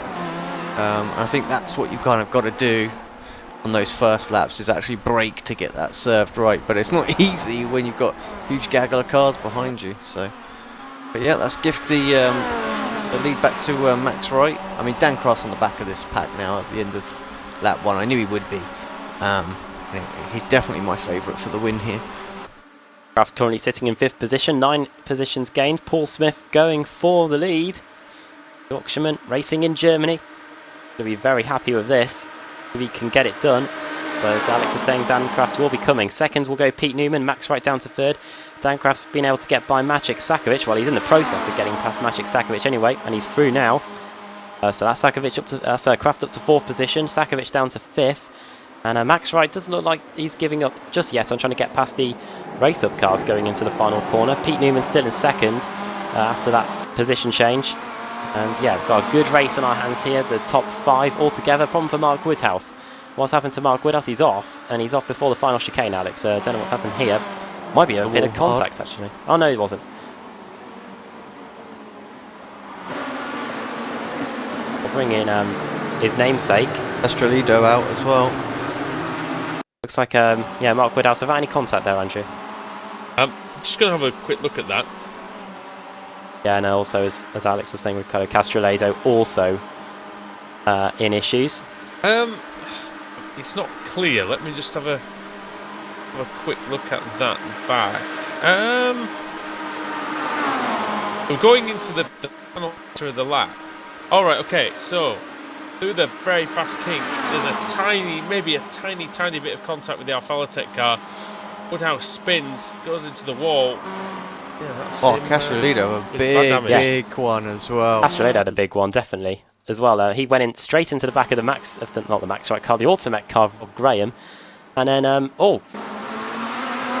car that gets vaulted into the air. Tell you what, those front ends of those Kia Optimas, they seem to act as a launch pad for these Kia Optimas. All happening here. End of the opening lap. Paul Smith leads Pete Newman then by 0.3 of a second. Then it's Dan Kraft in 3rd. So far around the Nordschleife, well, around the GP circuit, I should say, Max Wright's ended up losing a few positions. He's down to 5th. Ahead of Nathan Davis, in fact, but behind Maciek Sakovic. 2nd, Pete Newman. 3rd is now Dan Kraft. 4th, Maciek Sakovic. 5th is Max Wright. 6th, Nathan Davis. 7th is Colin Cunniff. 8th is Mark Johnston versus Matthew Keeber. And it's Mark Johnston that's come out on top ahead of the Alfa Latex car of Keeber in 9th. And then rounding out the top 10 is Michael Hall, who's gained 14 positions. Another big mover, Colin Cunniff, up 19 spots. Who else has gained a few positions? David Baker in 14th has gained 21. Jake Blackhall, who's just got past Rizzo, has gained 25 positions. Excuse me, as I now start sneezing. Dear me, Andrew Woodhouse, it's contagious. On our way to the Flugplatz. I just managed to hold that in. That's what you get for mocking, isn't it? That's what I get, yeah, for finishing above you in the BSRTC. Sorry. I'll crawl back into my mute button. Yeah, here comes Pete Newman for the lead. I'm sorry as well. That's probably the rudest I've been in the 3 years we've been commentating together. Here we go. In fairness, when you drive a rally car as slow as me, you deserve to be mocked. So there we go. With the left-hander, I can't talk. I spend most of my time racing with a keyboard. Through the right-hander, that's the Nurburgring. Alex, you're right. Yeah, Dan Kraft's right on the back of these guys straight away in 0.5 of a second. They're both racing the same stable though, so they'll be making sure that both of these guys can get points on the board. And Crafty has still got, to be fair, a good 50 kilometres or so of racing still to go. Yeah. Smith backing up a little bit here. Newman, 2nd position, 3 positions gained for these guys. Paul Smith started in 4th, Newman started in 5th, Max Wright started on the pole, he's now down in 5th, but Dan Kraft, 11 positions gained. He started 14th on the grid here. Had a good race 1. Things petered out a bit in race 2, but he's back here again in race 3, and eager to make amends. Problem for Mark Johnston. Yeah, he stopped and is out. What's happened to Mark? Okay, he was battling with Michael Hall at the time, and he looks like he might have just pulled over and packed things up for the day, I think.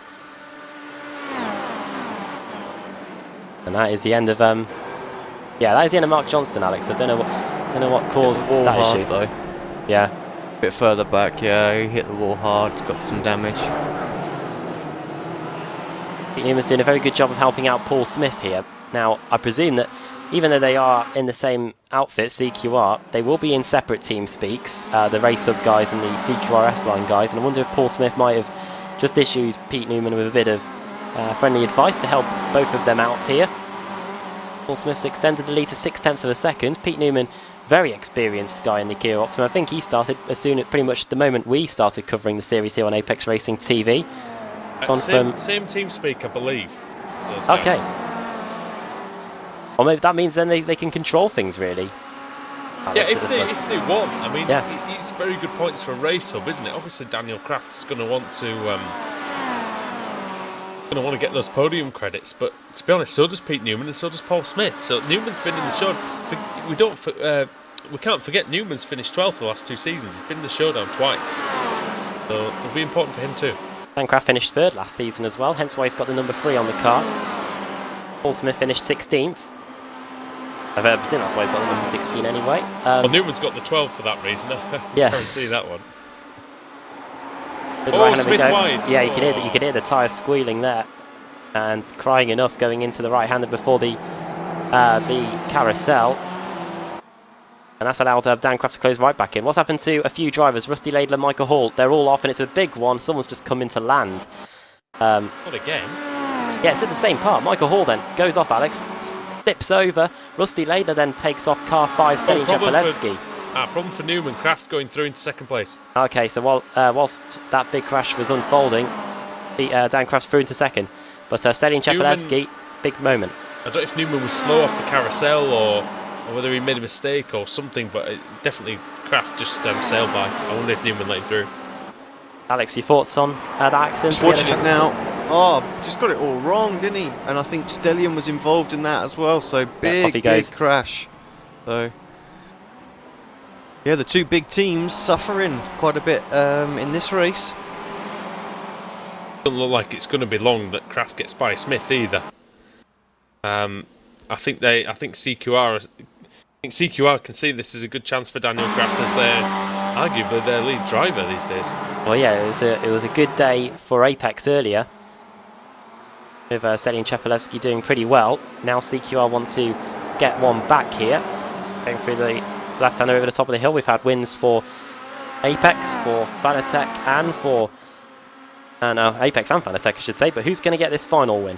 It's going to be a sitting duck on Nottingham, though, isn't it? Paul Smith will try everything. We saw how good Colin Cunniff was in race 2 of getting past, but then using the slipstream to try and get back past Ash Sutton. In fact, that was race 1, wasn't it? Great job there by Cunniff. See if Smith might be able to do that the same way here on lap 2. When we get around to the line, of course, this will be the start of the final lap. Now into the carousel, the mini carousel actually, for the penultimate time. Smith trying everything he can to stay ahead, and don't rule out Maciek Sakovic either. He's in 4th. Max Wright just falling a little bit down away from these guys now in 5th, with Colin Cunniff, just mentioning a moment ago, up 20 positions in 6th. This actually got a reasonable advantage going through the name of the corner there just momentarily, but he may still get past down Nottingham here, but he might have a fighting chance at least of staying in the lead. Alex, we might go on board with Dan Kraft then as we close the gap to Paul Smith. On my side now. Keep building up, yeah, 265, 266. But it's still going to be fairly close, but Kraft's going to have the advantage because at the end of it all, we've got to turn. The first braking area really is a right-hander, and Kraft's through. No, I think for CQR it might be the best thing because Kraft is CQR's fastest driver. I'm certain of that. Let's see whereabouts all these guys are in the championship. As we go through the final corner, Dan Kraft hits the lead then with 1 lap and 24 kilometres to go, and 165 corners just to throw in as well before we get to the end. Here comes Sakovic then, trying to line up Pete Newman as we come across the line. Dan Kraft currently sits 6th in the championship going into this race meeting. Paul Smith is 18th in the championship. Pro driver as well, Paul Smith. He was fighting for that AMP championship with Richard Gore back in 2015. And Pete Newman, currently sitting in down the order quite a bit actually. He's in, oh goodness me, he's in 32nd position in the standing. So this, if Pete Newman can get to the end here, this will be a useful amount of points. Sakovic as well doing a good job, 2-time Club Series champion. Newman really needs a good, good few weeks, doesn't he? Wants to get in that race to the showdown. We are, this is round 35 of a 140 race campaign. Still over 105 races to go. There we go, only. And that's a man, Alex, who raced from his hospital bed a couple of seasons ago in order to make the showdown. Fantastic. Back on our way through the second part of the GP circuit on their way to the chicane. Dancraft now has a half a second lead over Paul Smith. It can all go down, of course, if Dancraft makes a mistake. But yeah, Dancraft. Sorry. Yeah, I was just going to say, yeah, Paul Smith had a good chicane there. Got the gap down to about 3 tenths, but it's gone back up to half a second now. He had a really good GP circuit full stop, didn't he? And yeah, right, he's closed the gap right down. Kraft just has that little bit extra though around here, doesn't he? Although the slipstream could help out Smith a little bit. Yeah, because we're about to go on our way to Flugplatz, aren't we? And that's going to be another good part of the circuit to get some slipstreaming done. And Paul Smith might have his best chance there of trying to repass Dancraft for the lead. That's very good from Smith here. Because he is right. Got a great chance here now. All the curbs. 3 tenths of a second is the gap on the exit of the left-hander now. We're building up the speed in the background. Max Wright's just got hit by Colin Cunniff. Yeah, a little bit of contact there. All Smith has to do, though, really, Alex, is stay within touching distance. Maybe 6/10, 3/4 of a second. He's got half a chance down the straight. Exactly that. Yeah, just gets that overlap on the straight and just got to hold on to it then. So you're right. Could have a go to Arenberg here. On the brakes they go. Kraft fractionally later than Paul Smith. And then on the brakes to get into Arenberg, and Dancraft able to just keep Paul Smith at bay. And Pete Newman keeping Maciek Sakovic at bay. But Max Wright, we did see that bit of contact in the background on the exit of the tight and twisty section at the beginning of the Nordschleife. He ends up losing that position to Cunniff. Cunniff through into 5th, and Max Wright, the pole sitter, down into 6th position now. Baker in 8th, 27 positions gained for the Season 7 champion. That's quietly a very good meeting again, isn't it? It doesn't lie, does it? Nope. And Baker right at the top of the championship standings as things stand. Hogging up 24 places already. Problem for Max Wright dropping down even further. No. Baker's just got by him, in fact. So, yeah, Max Wright still going. But, yeah, that's now Baker up 28 positions to 7th position. And you can see Davis in front. Other massive gainers in this race. Dennis Melch at 25 positions. Jake Blackhall 28.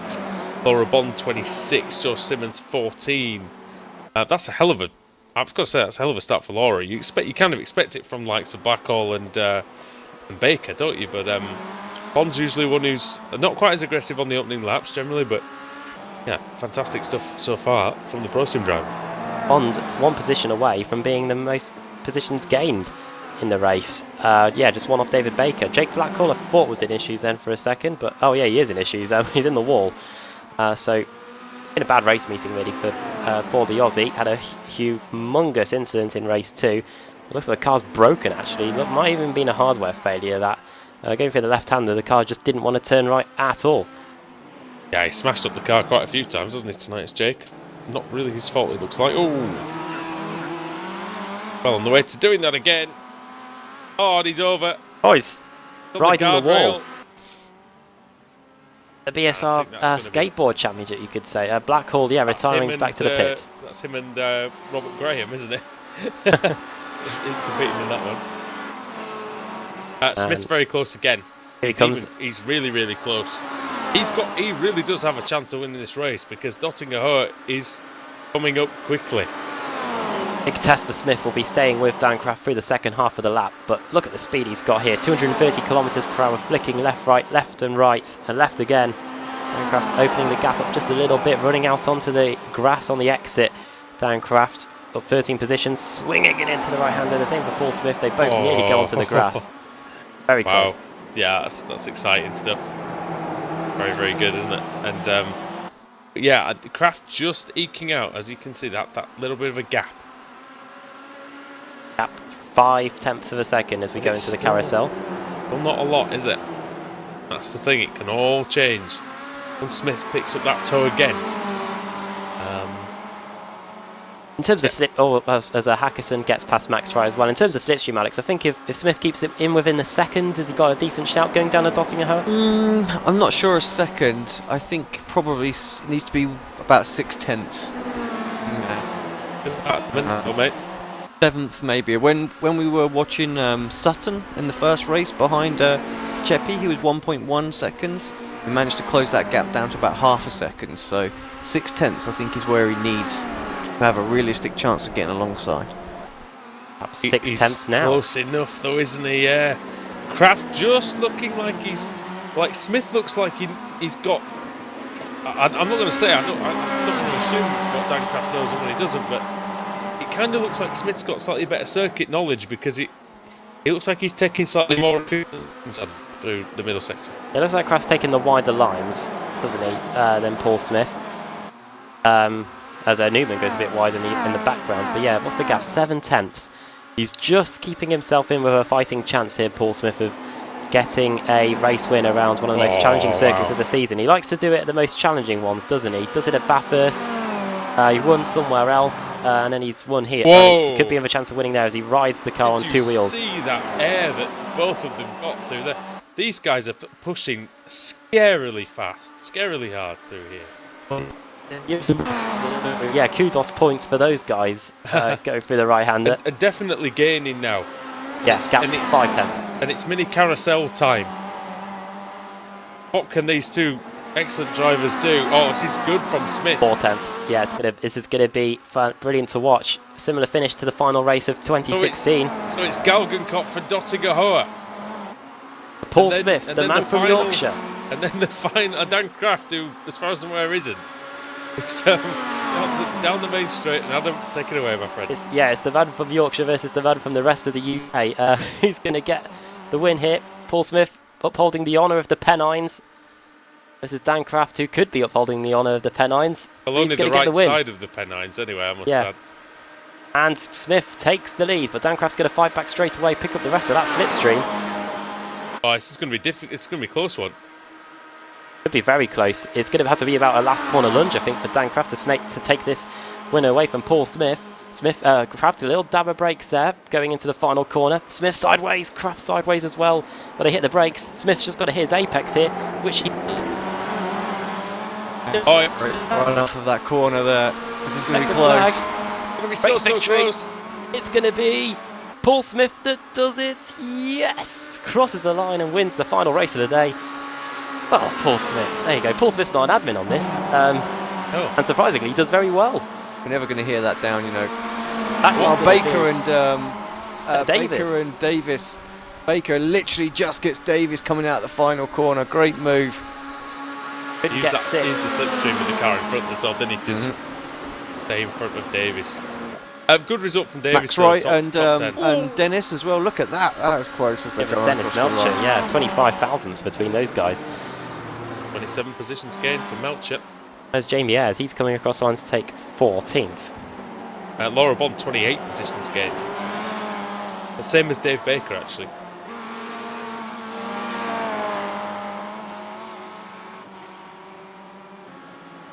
Anybody's still going? Oh, look, Kip Stevens. No one really close now, though.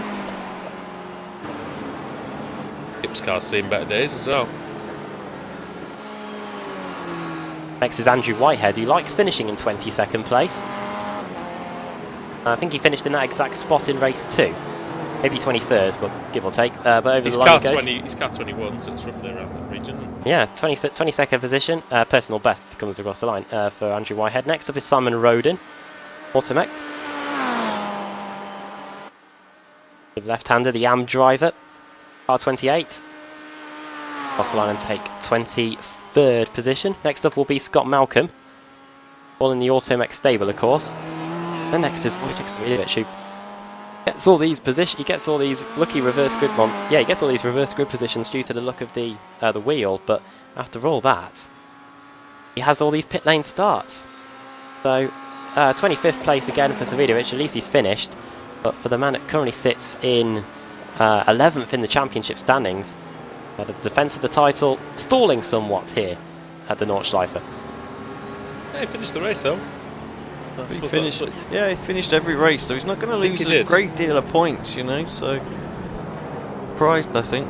That being said, yeah, Stelian Chepelevsky scored 0, I think. Yeah, so there's a lot of drivers in that top 10 that have had like almost a DNF this race meeting. So yeah, Cheppy listed as 1 lap down, but he moves up. Yeah, Cheppy 1 lap down, but I think that might get put to 2 laps the moment Roy Ververke crosses the line. He's just the last car we are waiting for here. I think you might be right about Cheppy. It was lap 1, wasn't it, when he was involved in that crash, or was it lap 2? I remember Laps really. are so long here, we kind of don't they? Through the final corner comes Roy Ververke. Moments of truth, really, to see whether those guys get demoted a lap. Over the line they go. Over the line comes Roy Ververke, I should say. 27th place for the Automech man, Bennett from Benelux. Over the line, and they... I'll wait and see anyway, because I think they'll get updated in a minute. But, yeah, because Jake Blackwell's still being listed in 28th, but I think he'll get put down to 1 lap down in the end. Well, while we wait for that... Ververke's car is absolutely knackered, by the way. Just about getting it on the track, really. He doesn't need to do much more now. Have we still got another driver to come across on? I can't even see, but yeah, running through the finishing order then for the 3rd and final race of the day here. Paul Smith, well done Paul, and I'm sure he's probably waiting to... I'm surprised he's not in the waiting room yet to talk about that win. Darkcraft coming in 2nd, 3rd for Pete Newman, 4th for Maciek Sakovic, 5th for Colin Cunniff, 6th for Nicole Foggy, 7th David Baker, just 1 position away from that 6th place for him. 8th for Nathan Davis, 19th Ben Hackerson, 10th for Dennis Melchert, 11th for Max Wright, 12th Laura Bond, 13th for George Simmons, 14th for Jamie Ayres, 15th for John Roberts, 16th for Lord Murray, 17th Craig Evans, 18th Mark Woodhouse, 19th for Pete Harrod, and 20th for Kip Stevens, 21st for Stephen Baxter, 22nd Andrew Whitehead, 23rd for Simon Roden, 24th is Scott Malcolm, there's Savidovic 25th, 26th for Stan Helgerson, 27th for Roy Ververke. These positions still haven't changed around. I think we'll probably have to wait till afterwards to see what happens, but Jake Blackwell's there, even though he didn't make it to the finish. I think he'll be 1 lap down along with Alex Smolensky and Richard Gore. Then it's all up in the air, really. Matthew Keeber, then Mark Johnston, Michael Hall, Rusty Laidler, Chepelevsky, Rizzo, Graham and Glatzel. They're all being shown as 1 lap down at the moment. I don't know whether that will get pushed to 2. And then Dave Christie. And in fact, actually, is Richard Gore still going? No, he's not. Then unofficially 2 laps down, Stuart Atkinson, Jack McIntyre, Roy Butcher, Andreas Katz, Ash Sutton out early on as well. And Ricardo Castronedo hasn't really had a good time of things here at the Nordschleife.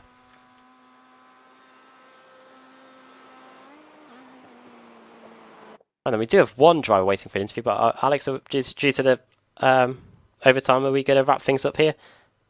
Well, I think let's do that. It's 10 past 11. Let's get it done. Sorry, guys. Okay. Yeah, I'm sure we'll hear from Paul Smith at some point over the next week. But yeah, to round things up then. Or the next year. Yeah. Oh, well, yeah. He's pretty much renewed his bragging rights license, hasn't he? That's it. Well, next week is Imola, and I am really looking forward to that. That's one of my favourite tracks on iRacing and in the world. I might even see if I might be able to be allowed to race in it. Do it. Now that'll be interesting. We'll make sure that there is alcohol provided. But yeah, Imola next week. Ladies and gentlemen. We were going to be racing around Pocono, but instead we're racing Imola due to the fact that we've got too many cars in the BSRTC. So yeah, 1st of June, make sure you're with us for when we are racing around Imola next week at 7:30 British summertime. Andrew, I'll leave it to you to send us out from the Nordschleife. All right then. Well, thank you everybody for watching in BSRTC Race Night from the Nurburgring in Germany. Andrew Woodhouse, Adam Bath and Alex Simpson. Thank you very much, boys. It's been a pleasure to work with you again. We will see you next time here on Apex Racing TV for more from the iRacing MSA British Sim Racers Touring Car Championship.